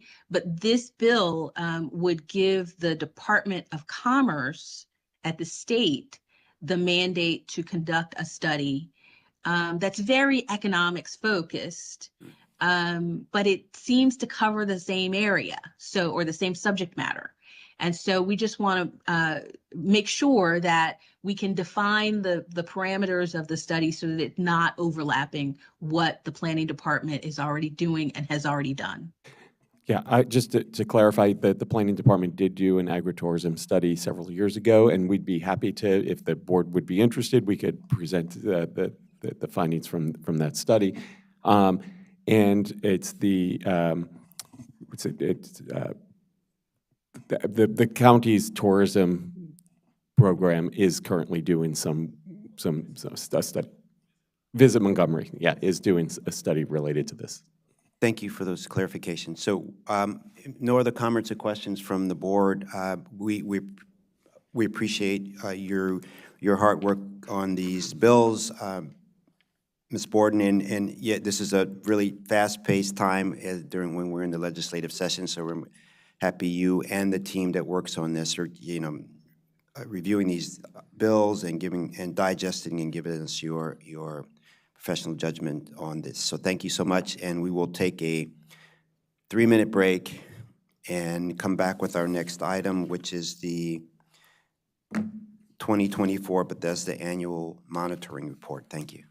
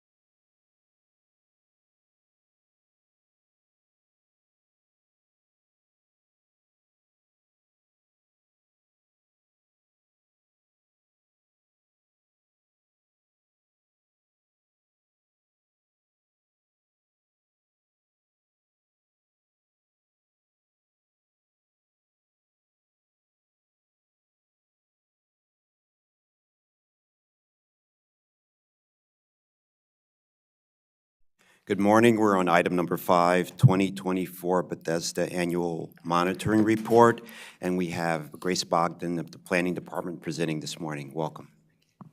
Thank you. Good morning, members of the Planning Board. For the record, Grace Bogdan with Down County. Today I'm presenting to you the 2024 Bethesda Annual Monitoring Report.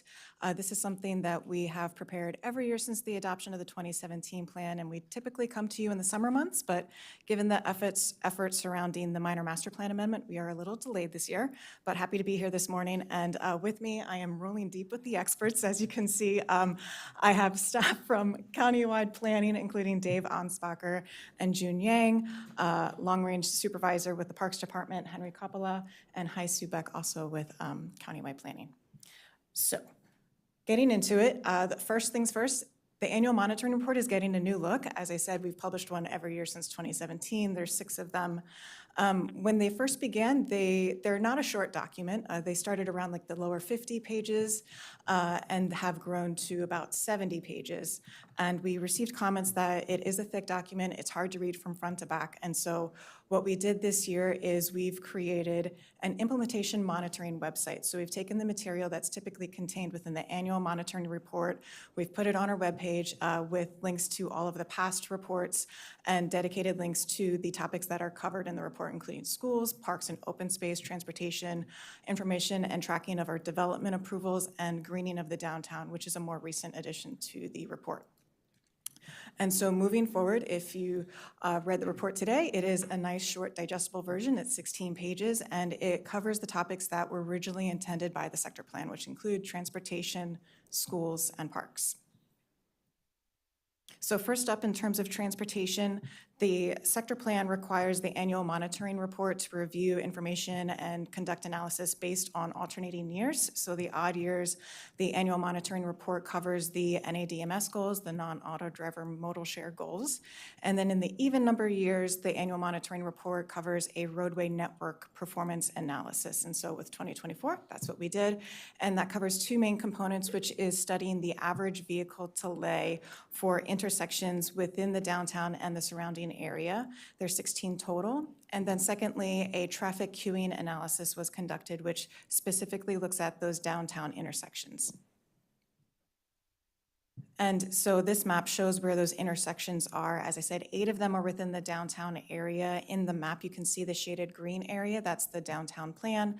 And then there's an additional 8 peripheral or gateway intersections, if you will. So we looked out towards Connecticut Avenue, we look up towards the Beltway along Cedar Lane, Bradley Boulevard to the west, and then we had 2 newly added intersections this year at the request of the Bethesda Implementation Advisory Committee, and those are along Little Falls Parkway, number 15 and 16 on your map.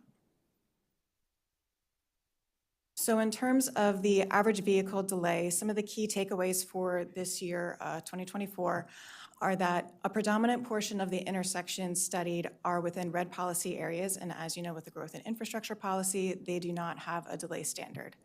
5 of those 16 intersections are within an orange policy area and do have a delay standard. And when we reviewed the average vehicle delay along those 5 intersections, they are below that delay standard.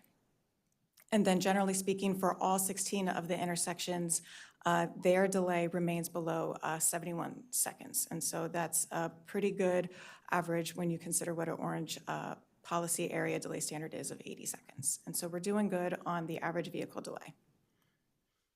Moving on to the queuing analysis, this is a supplemental analysis for the 8 downtown intersections, and essentially what this did is it looked at those 8 intersections and it looked at movements in all directions. So looking at northbound, eastbound, westbound, southbound, and the turns that happen at those intersections. And what we did here is it's 2 projection models that are used, and it basically found that during the AM and PM hours, 7 of the 8 intersections within the downtown area are projected to have a queue longer than the storage or turn lane capacity on one approach. And so like I said, there's multiple approaches in an intersection, but this essentially found that 7 of those 8 intersections would have a queuing on one of those approaches. And so the intent of the Bethesda Annual Monitoring Report is to monitor. It's an information-based gathering exercise. And so if you would like to discuss what improving those intersections would look like, we do have staff here with the CPP that can discuss that with you as you wish. But moving on to parks, I'm sure that you are familiar with a lot of this given the efforts around the minor master plan amendment, but just to briefly summarize, in terms of parks, the renovation of the Caroline Freeland Urban Park was recently completed in November of last year, and the pictures on your screen show that renovation. The design of the Elm Street Urban Park continues to move forward relating to the Farm Women's Market development. And then for acquisitions, 2 new properties were acquired along Montgomery Avenue, which will become the future Eastern Capitol Crescent Urban Greenway. For development approvals, there were a couple approvals that have moved forward in the downtown area that will help improve park goals, specifically thinking about the Eastern Greenway for the redevelopment of lots 25 and 44. And then of the previously approved site plan approvals, those have moved forward to building permits. So we have received 3 PIP payments in the year of 2024, totaling about $2 million. And then we had approved 2 new site plans. So that is a future PIP that will be about $3.5 million. So are you going to discuss about if there is any plan for this PIP money that is sitting there? Hi, thanks for the question, Commissioner. Henry Coppola, Long Range Planning Supervisor. I think that we could, I mean, generally speaking, the PIP is collected and goes into the fund and then is used for various park improvement projects and acquisitions within the Bethesda downtown plan area. But we don't earmark it, so to speak, as it comes in.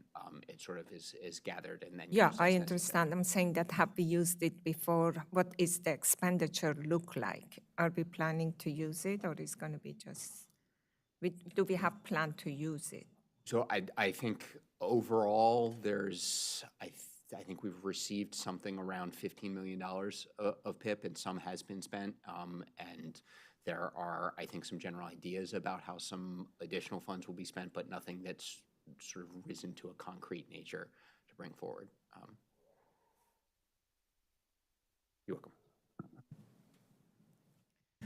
Moving on to schools, the report looked at the entire Bethesda Chevy Chase cluster, and it looked at each of the elementary schools, middle schools, and high schools in 2 different ways. So we looked at the actual enrollment for the school year of 2023 and 2024, and it looked into the future 6 years for projected enrollment for the school year 2029 to 2030. The graph on your screen shows that for middle schools and high schools, the actual enrollment and the projected enrollment are essentially remaining the same as our previous year studied. However, at the elementary school level, there was a decrease in enrollment for the 2023-24 year, which led to a dip in the utilization rate. However, based on the projections, that will rebound in the 2029-2030 school year. And so looking at these schools cluster-wide, you can see that most schools are experiencing a surplus. I think that's a fair statement to say, with the exception of Bethesda Elementary School, which remains at a deficit. It's a 23-seat deficit, and that projection for 2029 and 2030 will remain. And with me, we have Hai Subak from Countywide Planning, who can speak to any efforts by MCPS to address the seat deficit. Thanks, Grace. For the record, Hai Subak, Countywide Planning and Policy Division. So at the time this report was written, we only had the 23-24 school year official enrollment available and projections available. At this time, we do have the preliminary FY26 projections available and the official enrollment for the 2024-2025 current school year. Bethesda Elementary School's enrollment did grow a bit more than when this report was written, and the community has successfully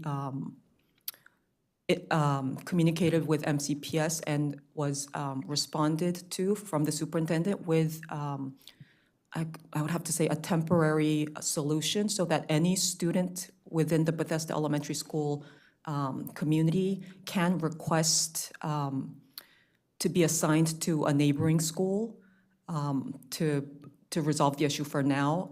There is no transportation provided for those students, which the community is still not happy about. But I would have to say, despite the additional growth for the current school year, Bethesda Elementary School does not meet the seat deficit requirement that MCPS uses to determine whether a school needs a classroom addition or not.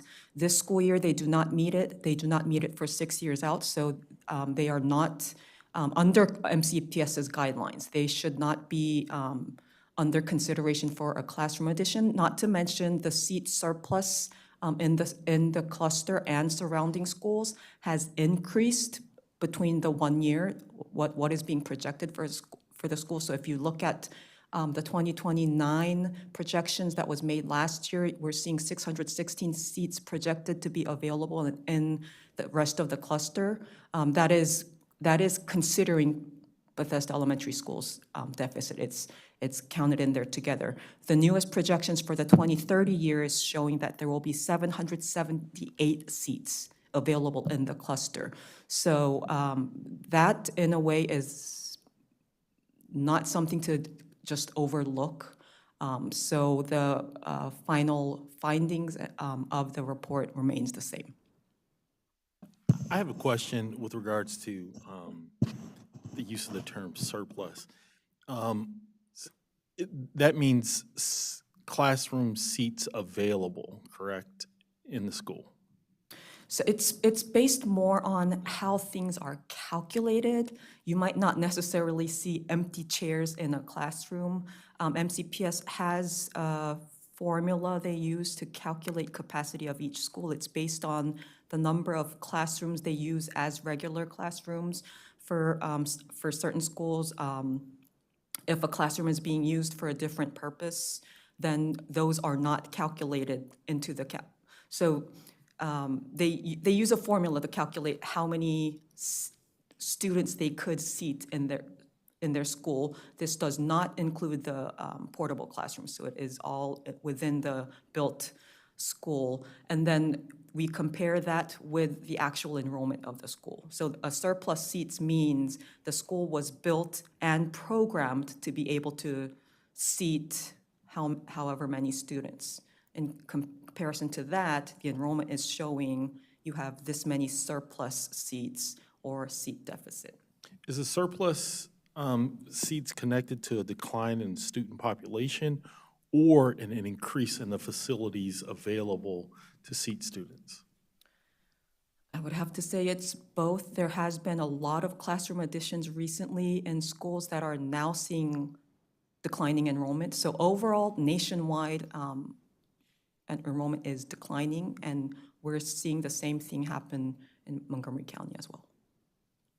You know, it's very interesting to see that some elementary school in Bethesda, they have like about 180, over 100 surplus, and then Bethesda Elementary School is 23. Do we know the reason for that? Well, it's based on the location, because that's how, home school that they have. And, looking at that, it's not that far from each other. So if they allow student requests to be transferred, I think the school maybe needs to work to redistribute some and provide transportation to make it easier. That this issue, that's a much cheaper way to take care of the overcrowding than building additional room or classroom. I do not know if that's something they consider. Well, just one, before you answer that, and it's related to your question. Which two schools, elementary schools, are closest to Bethesda Elementary School? I mean, are some within walking distance, or like, what are the closest two couple schools, or they're pretty far away? Do you know? I will have to check our network analysis that we have done on schools previously, because distance isn't just linear distance from point to point. We'll have to travel through schools. Yeah, I was just out of But curiosity. I can say outside of Westbrook Elementary School and Rosemary Hills Elementary School, most of the cluster schools are adjacent, considered adjacent, meaning their boundaries. Actually, I take that back. Westbrook Elementary School touches boundaries too. Most of those schools are adjacent schools to Bethesda Elementary School, meaning their boundaries touch. So within within the same area, you can have students going to one school here, and just across the street, you'll have students going to another school there. Great. Yeah, you know. And one other question. It's good to know that, I didn't know that mobile units were not included in the capacity calculation. Correct. So most of the schools that we see as overcrowded are actually using portable classrooms. So it does not mean MCPS is putting more students in the classroom because of that. It just means they'll be placing more portable classrooms elsewhere on the site. And for the benefit of anyone who is just tuning in to this conversation, I just want to reiterate something that Ms. Beck mentioned, that we're looking at 2023, 2024 school year data here. That's because this is what's applicable to this 2024 Bethesda monitoring report. Updated data are available for the current school year, which suggests that, indicate that Bethesda Elementary has a deficit of 84 seats. So people might be looking at this saying, well, it's more of a deficit than what we're seeing. That's because this is what's applicable to the timeline of this monitoring report. Thank you. Yeah, I'm wondering that when we do the, the impact to the schools when a developer comes and we charge them the utilization charges, I do not know if there is, I know that it's a very sensitive subject because parents like what they like. Sometimes they move to a place because that was they want to go, and I do not know how these schools, elementary schools, rating, I'm hoping that they're very similar. But if there are some areas of schools that they have a lot of surplus and some places that they have deficit and are adjacent, it's a possibility of this moving rather than charging for utilization fee. I don't know, I'm just trying to be responsive to some of the complaints that it's just too many fees, and that may be something that has been looked at, or maybe it's not possible, I don't know. We just updated our 2024 growth and infrastructure policy, unfortunately, so that would have to be looked at for our next update. So we never looked into that. That's what the question is. Have we ever looked into that? Was that a possibility or it was not a possibility? I don't know. But if we haven't done that, maybe that's something that, and if it is a possibility, maybe we can look into it. I don't know. I'm just asking the question. Another thing I do want to point out, well, as Ms. Beck said, that would be it's something to consider as part of the growth and infrastructure policy. But even in this case, with the updated growth and infrastructure policy and the updated annual school test for FY25, where we are today, Bethesda Elementary School still does not qualify for a utilization premium payment. So we're not even at the thresholds of requiring a developer to make those payments here.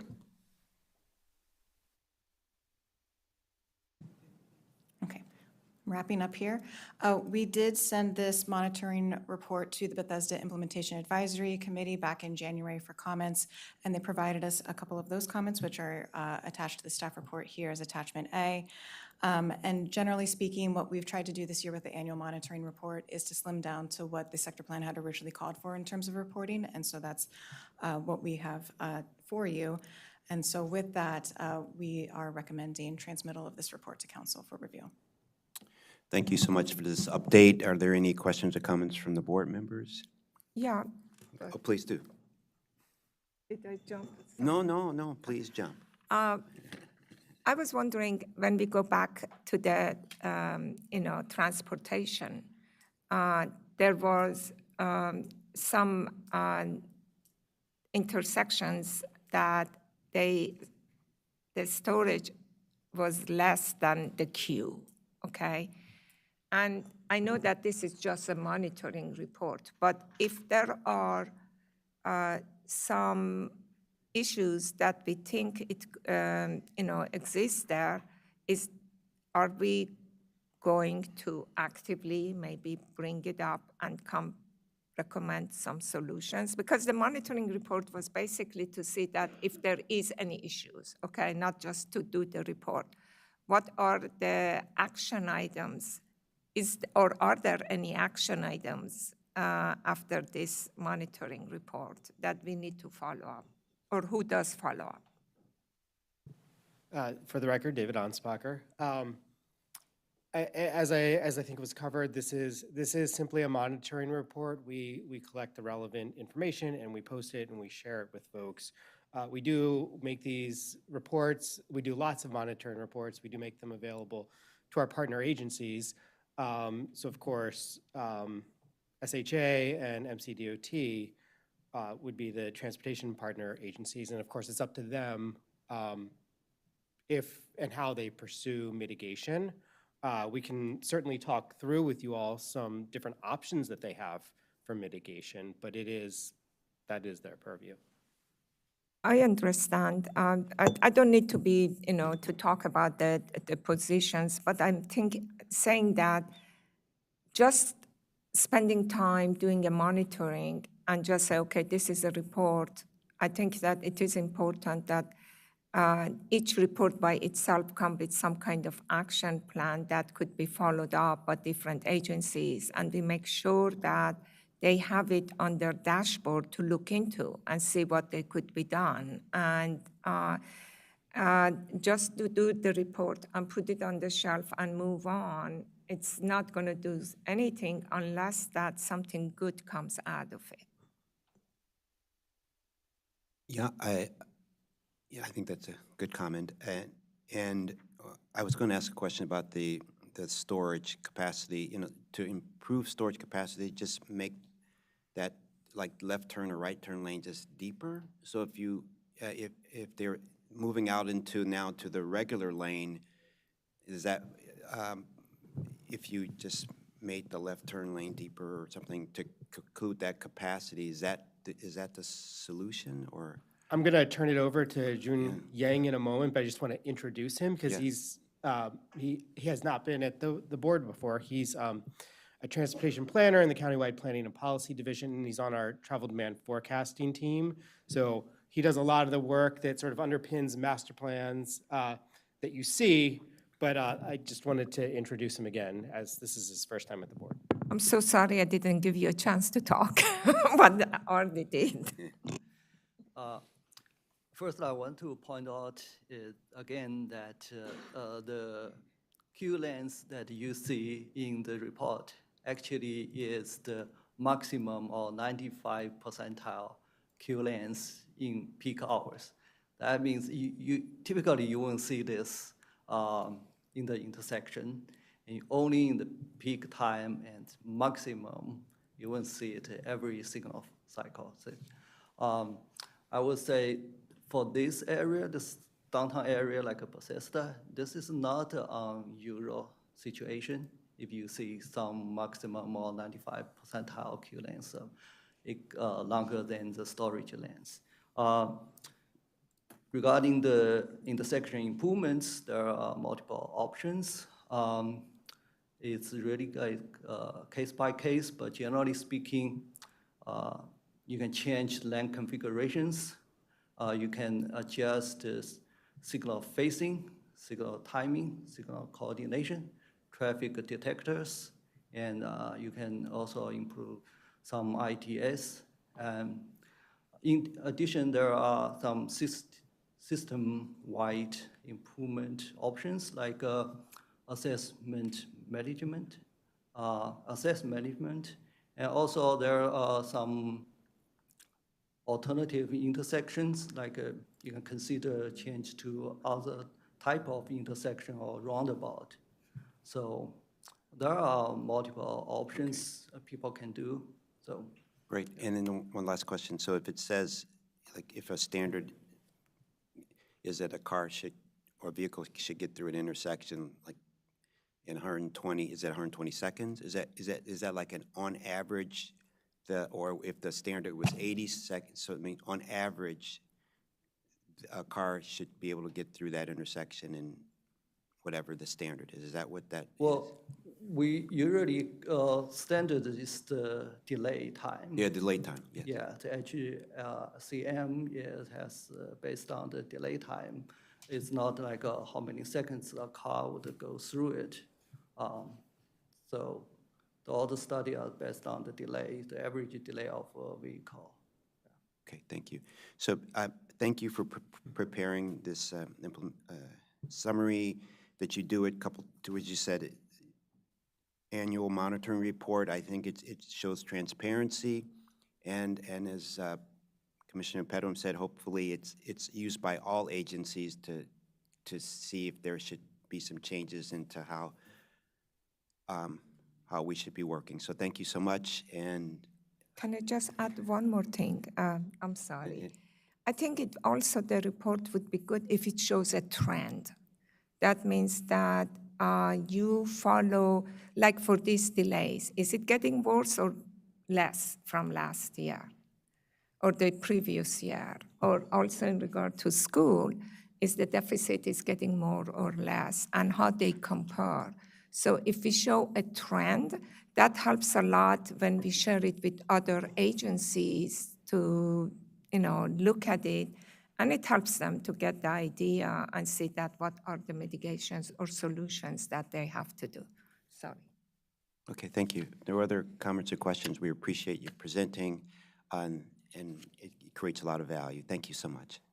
And we're going to just we're going to go immediately into. Wait, I'm sorry. I'm sorry. Elsa Heisel McCoy for the record. I didn't hear a vote of the board to transmit I'm sorry. the report. Okay, thank you. It was implied, but we have to do it officially. We forgot. So do I have a motion for the board to transmit the 2024 Bethesda Annual Monitoring Report? I move to transmit the annual report to the county council. Second.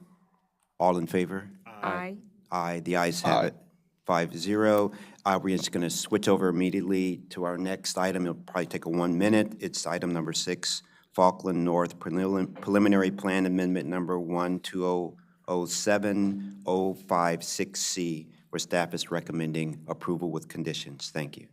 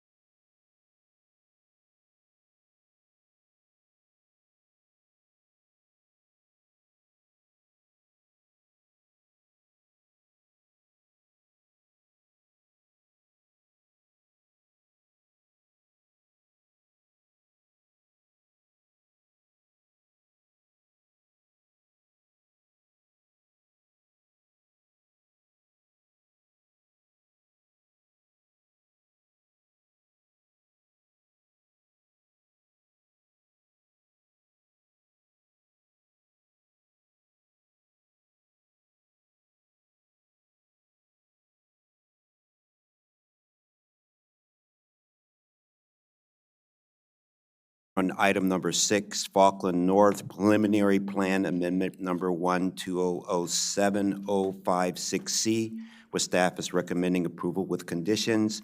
And we have Mr. Adam Bossi from the Planning Department presenting this item. Thank you. Good morning, Mr. Chairman, members of the Planning Board. Just for the record, Adam Bossi, your lead reviewer for this project with the Down County Planning Team. Again, this is item 6, preliminary plan validity extension and an associated APF phasing adjustment for Falkland North. So the site that we're talking about is located in Silver Spring and is highlighted here in the center of the image in red. This is a 9.77 acre property at the northeast corner of the intersection of East-West Highway and 16th Street. It's in the CR zone and the downtown Silver Spring overlay zone, as well as in the 2022 Silver Spring and downtown adjacent communities plan area. The property is developed with low-rise apartments and surface parking. And surrounding it are multifamily apartment complexes to the south and west, commercial uses to the north and east, and the rail corridor associated with CSX, Metro, MARC, and Future Purple Line to the northeast. This property has an underlying sketch and preliminary plan approval that date to 2015 for a two-phase redevelopment of the property with up to 1,250 residential units, inclusive of 12.5% MPDUs and 4.72% workforce housing, and up to 120,000 square feet of commercial uses.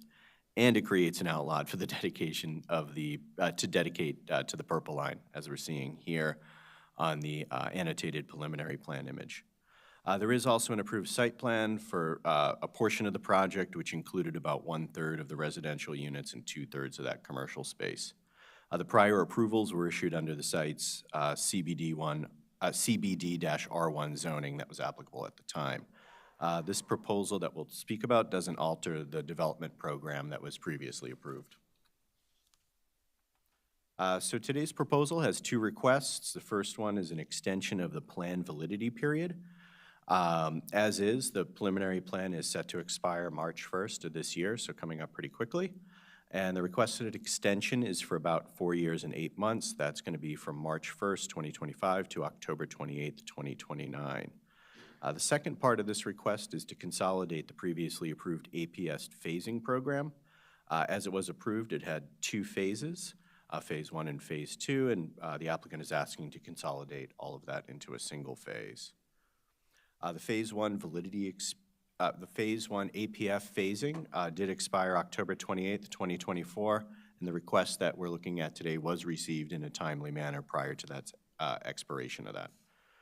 So again, the request consolidates all development into a single phase to be valid through the existing approved APF validity period, October 28th, 2029. There's no APF extension request here, or validity extension request.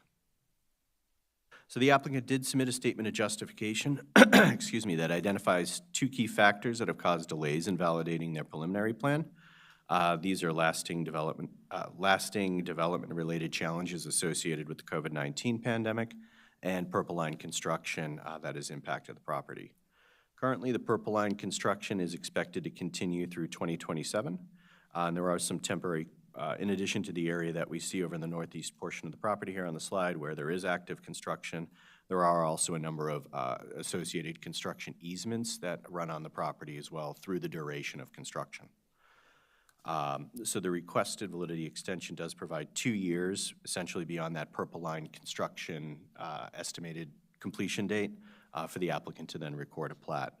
Per the analysis in our report, this justification, we believe, does meet the applicable requirements of the subdivision ordinance for extending the preliminary plan. Regarding noticing, the applicant has met all noticing requirements. We did receive one piece of correspondence earlier this week from a community member with some general questions on the application, which we were able to answer. That email and our responses are in your packet. And with that, staff is happy to report we believe the application satisfies the applicable sections of the subdivision ordinance and substantially conforms with the 2022 Silver Spring Downtown and Adjacent Communities Plan. And we are recommending approval of the preliminary plan amendment with modifications to condition 29 and 30, which would allow for that preliminary plan validity extension as well as the APF phasing adjustment. With that, I'm happy to answer any questions. Thank you so much for your presentation. Would the applicant like to make a presentation? Just a few remarks. For the record, Elizabeth Rogers with law firm of Flirt, Shirley & Brewer. Pleasure to be here today representing True Ground. With me is Danny Ross on behalf of True Ground and my partner, Steve Robbins, also Flirt Shirley. True Ground is a nonprofit affordable housing developer that was founded in 1989, and they purchased this property from JBG Smith in 2023. And they're eager to move forward with the much anticipated redevelopment of the site. However, to better align with its mission, they plan to amend the underlying approvals or process a mixed income housing community plan to provide for a predominantly affordable mixed income community here, as opposed to the market rate development that was previously approved. As the board's aware, obviously, new housing starts have been stalled in the area due to high construction costs and interest rate challenges. And obviously, affordable housing is in a little bit different situation with their access to alternate funding sources, but not immune, given that the requests for funding from the county's Housing Initiative Fund far exceed the resources that the county has available for those GAP funds. So the applicant is working through that to get a project redesigned and to be able to bring it back to the board. So the preliminary plan amendment today, which would allow for that preliminary plan validity extension and the APF phasing adjustment, will give us the time we need to then process those amended plans and bring them back to the board to move this project forward.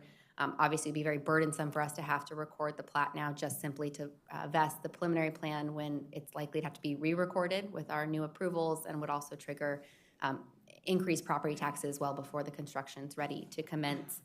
And then there's outside challenges with the Purple Line construction that are ongoing. So with that, we agree with staff's conditions and findings of approval, and are here to answer any questions that the board may have. Thank you so much. Any comments or questions from the board? Please. I'm supporting of extension, but I just have a question. It's a very good project, but it's being delayed, for 5 years. Is it due to Purple Line, or is it other things? Because what you said was different than what, because the Purple Line is just right around the edge of the property. Is it the construction, or is it the fact that you need Purple Line to be operational for tenant of the building, or it was other reasons that contributed to that much delay? It's a multitude of reasons. So the Purple Line is one of them. And in addition, they have a bunch of temporary construction easements on the property. So the goal is for them to be off the property when we start construction, of the redevelopment. So that has certainly, that's been one aspect of the delay for this project moving forward. Obviously, their temporary construction easements have lasted way longer than initially anticipated. I was highlighting a few of the additional reasons, which are just due to lining up the capital stack to allow this now to be an affordable housing project to actually move forward and redevelop, is another factor that's kind of been a delay in getting those amendments processed so that we can line up. Yeah, I don't know if there is any way you could expedite it, because we need them now, and waiting that long, you never know what's going to happen. Yeah, and the hope is to be able to, you can chime in, Danny, if I misspeak, but the hope is to be able to gear up for those entitlement amendments in very short order and bring those to the board, hopefully later this year. Yeah, we share your view. We would like to get them built as Could you announce your name first, please? You're on. Danny Ross with True Ground Housing Partners.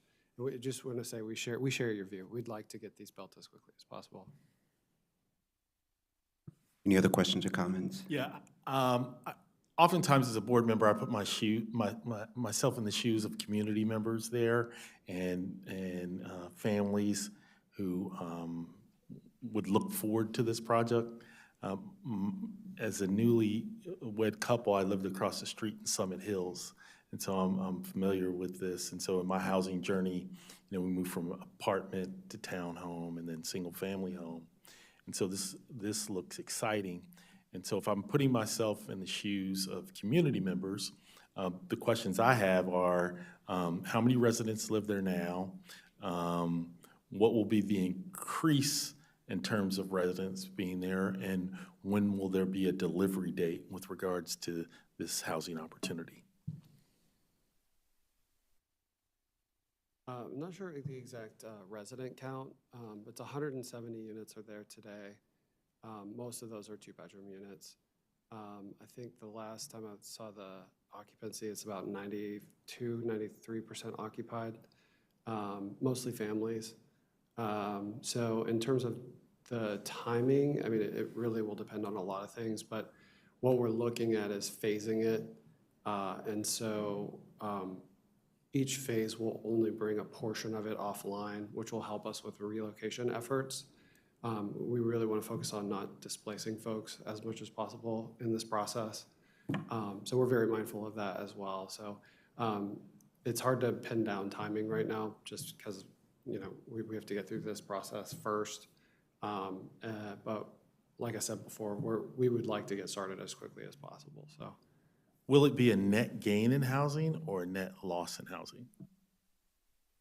It will be a net gain in housing. There'll be significantly more units with the ultimate full build-out of the property. Thank you so much. Yeah, I'm very supportive of the extension. This is a very well-respected development company, nonprofit development company that's doing this. So, and I know in the development industry, you want certainty, so these extensions give the lenders certainty that the developer has the time to do this.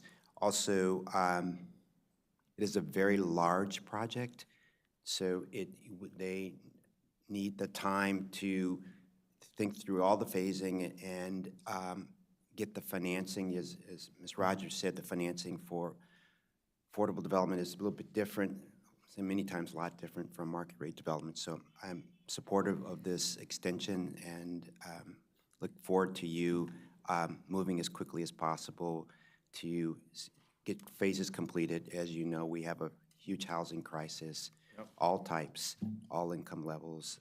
So I would look forward to this moving forward as quickly as possible. Thank you. So if no other comments or questions, do I have a motion to approval of the preliminary plan amendment with the modifications to conditions 29 and 30? I move for approval of the preliminary plan amendments with modifications. Second. All in favor? Aye. Aye. Aye, the ayes have it, 5-0, so thank you. Look forward to you moving forward. Thank you. Thank you very much. Yeah, we're going to take just a 2-minute break and start on our last item, which is item number 7, proposed zoning text amendment for the Bethesda overlay zone, where staff is recommending transmitting the draft ZTA to the District Council for introduction. Thank you.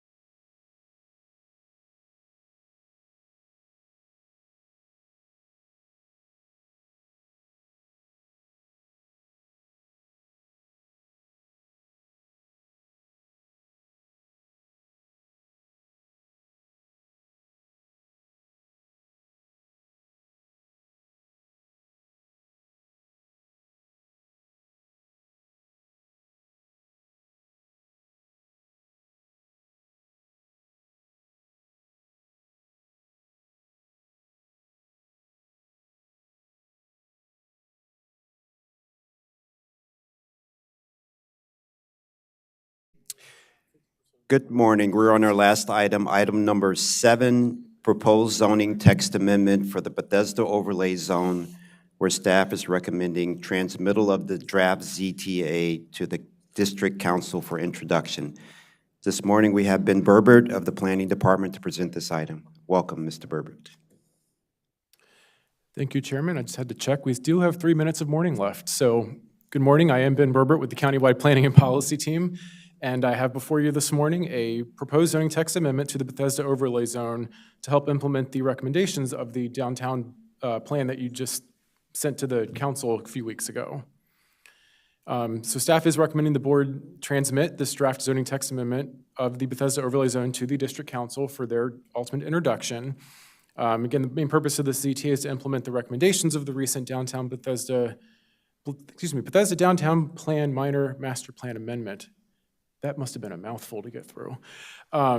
Including things such as incentivizing additional MPDUs and affordable housing, prioritizing new community recreation center, removing the development cap and its associated monitoring, as well as a myriad of other small changes that are part of the overlay zone. Again, as a reminder, the board transmitted that draft plan to the district council on December 19th of 2024. There is a council public hearing that's anticipated to be on February 26th of this year. The intent is to just be able to transmit this ZTA over to them prior to that public hearing so that it's sort of out in public view during the time of that hearing. Going through some of the changes that are in the overlay zone, the first starting on lines 18 through 22, it would allow the approval of additional building height up to 24 additional feet for any necessary floor area or above grade parking that would be associated with a new recreation center. I think the board realized that was a big priority as part of this downtown plan update, and so this just helps create an incentive for applicants to potentially include one on their development site. Next kind of change going through the overlay zone, lines 32 through 37. This is sort of the first of a couple places that we are removing that development cap that's been in the overlay zone since 2017. And so this specifically strikes having to calculate the density off of that cap and having the board having to create annual reporting on how much density is left. The next section of the overlay zone gets into the density qualifications. First one, we're trying to clarify here in that sites that are using the BOZ or Bethesda overlay zone density. Currently, it's a little confusing as to what it means that you need to maximize the FAR. We're trying to actually specify that as long as you maximize all of your C or all of your R FAR, you are able to go ahead and start utilizing that BOZ density provision. What's in the draft in front of you had sort of mapped C and or R components of the CR or CRT FAR. In consulting with the council staff on this, they're recommending, and staff think that's fine, that we should actually just say all of the mapped commercial or residential FAR. And so that one minor change is in here as part of the consideration. Additional density qualifications, looking at the park impact payments. One of the new things with this is actually splitting the time of the payment in half. Currently, all the payment is sort of due up front. This would allow half of the payment to be due at building permit, and the other half the payment's not due until the use and occupancy certificates come out. Also in this section, there's an adjustment to the park impact payment rate. It's obviously been adjusted a few times as it's required to every other year. And then last year, we also handled or made a change that changed how we recalculated this. So a new starting point with this overlay zone is $15.57 per square foot, taking into effect these rate changes and then readjusting them based on the actual correct calculation method. Another provision is also being added to allow the reduction of PIP or PIP payments for applicants that are providing privately maintained but publicly accessible open spaces, or if an applicant, again, does provide land for or the space for a county recreation center. Looking at some of the changes to incentivize more MPDUs, there's a whole slew of incentives that are in the code now that if you provide more than 17.5% MPDUs, you can have things such as reductions in PIP payments, additional building height, and better calculations in public benefit points. We want those to apply also to any project that does the 15% minimum, but provides more family-sized units or provides more deeply affordable units. And again, this is all consistent with what was in the master plan. In the public benefits section, we're removing a specific section that allowed up to 15 public benefit points for energy conservation and generation, and instead, we're just requiring that buildings need to exceed whatever the basic county codes are for this. There's also in this section, there's a fee in lieu payment that's available for public art. We're expanding who can receive that payment to include the Bethesda Urban Partnership, Bethesda Arts and Entertainment District, or any other group that the planning board accepts. And again, going back in the public open space section of the overlay zone, again, another amendment allowing the board to reduce the requirement of public open space if land and/or the facility of a recreation center is provided on a development site. Development procedures, this is another section where that 32.4 million square foot cap comes into play. We're removing two large sections here. One is basically what established that cap. The second section is a very complicated section that required applicants to receive a file for a permit within 2 years after a site plan approval, and then to actually pull that building permit within 2 additional years. All of this goes away without the development cap being in place. There's also a height incentive area map in the Bethesda overlay zone that references certain benefits in building heights. The area is being expanded, and it's kind of shown in the red dash on the screen as part of this, and so that map is being updated. And then there's a final section that was not actually in the staff report because this was a last-minute addition to the ZTA, but it did get into what was published as the attachment, and it's a new site plan validity section. This is going back to all of the site plans that we have approved over the last few years that remain valid, that were tied to those 2 and 2 year triggers, basically saying that they should not apply, and that instead, whatever the validity provisions are under 57734H, which is the standard site plan validity section, should instead apply for these projects.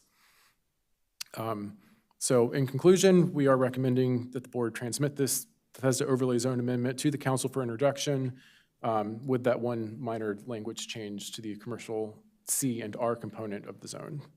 That concludes my presentation.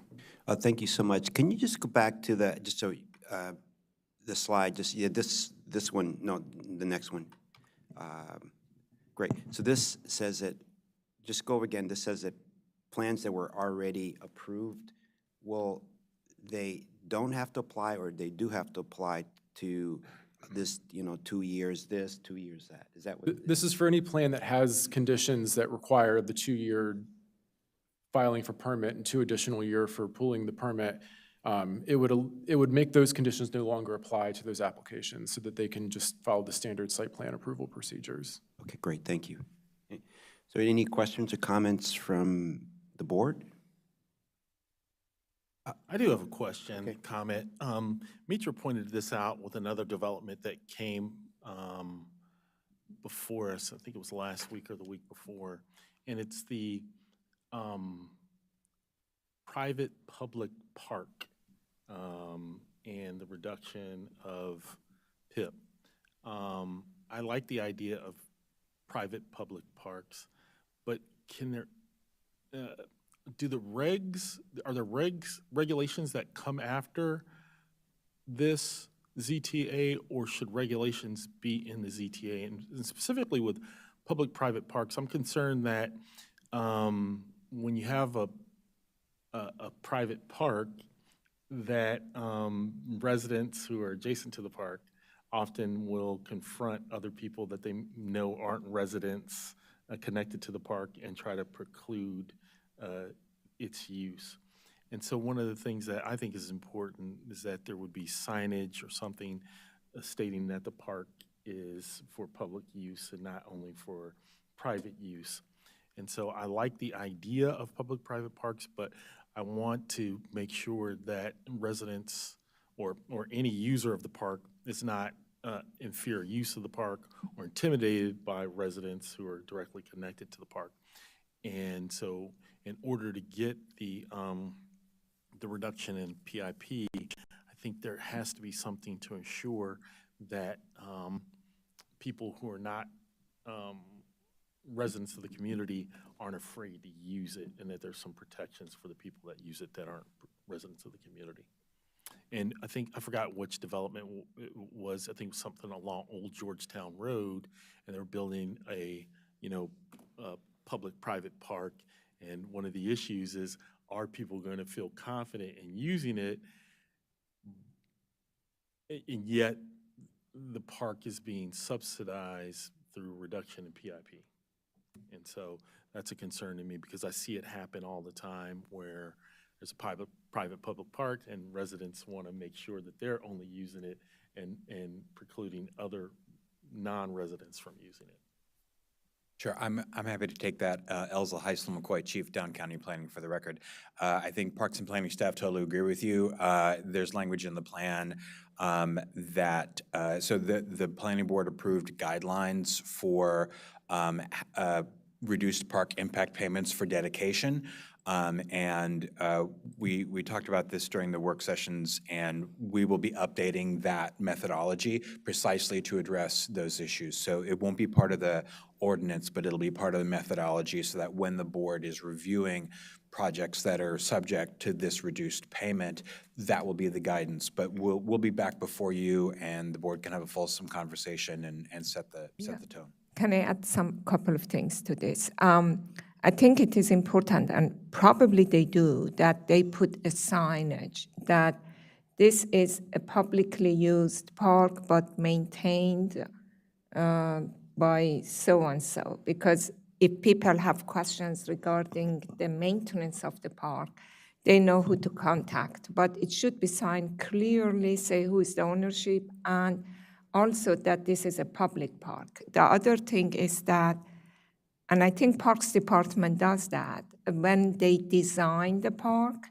the design has to be welcoming for everyone and preclude things that makes it inclusive for the community. So those are the two things that I can remember, but you can confirm. Yeah, thank you for those points, Vice Chair and Commissioner Bartley. Henry Coppola, Long Range Planning Supervisor, just wanted to say these are all excellent points, and we have, at this point, quite a bit of experience working with the development community and our colleagues in planning to ensure that privately owned public spaces, POPs, parks, are successful and functional, and that they work well for everyone in the community and our county users. And those are some great points about the things we try and do. Signage is always important, a welcoming design to make sure that people feel free and that it's clear that they can come in and use it and that it is a public space for them. And we continue to refine those as well and get better and better at it. And the other thing is, security, because we have our own park police. And I do not know that if something, needed, if park police has authority to participate. Not that they be there all the time, but I think it is good that when we do, I do not know if there are some kind of agreements with these publicly private park ownership. Do we do any kind of agreement? So all of the POPs agreements are sort of site-specific and context-specific. Okay. So I know we consider with developers and county police and other agencies about what needs to be taken into consideration for providing security in POPs. Yes. Okay. Great, all great questions, all great comments, so I appreciate you bringing them up and you answering them. So if there are no other questions or comments, do I have a motion to transmit the ZTA to the District Council for introduction? I move to transmit the ZTA to District Council for approval. Second. All in favor? Aye. Aye. The ayes have it 5-0. This ends our planning board meeting for today. Have a great day and weekend. Thank you.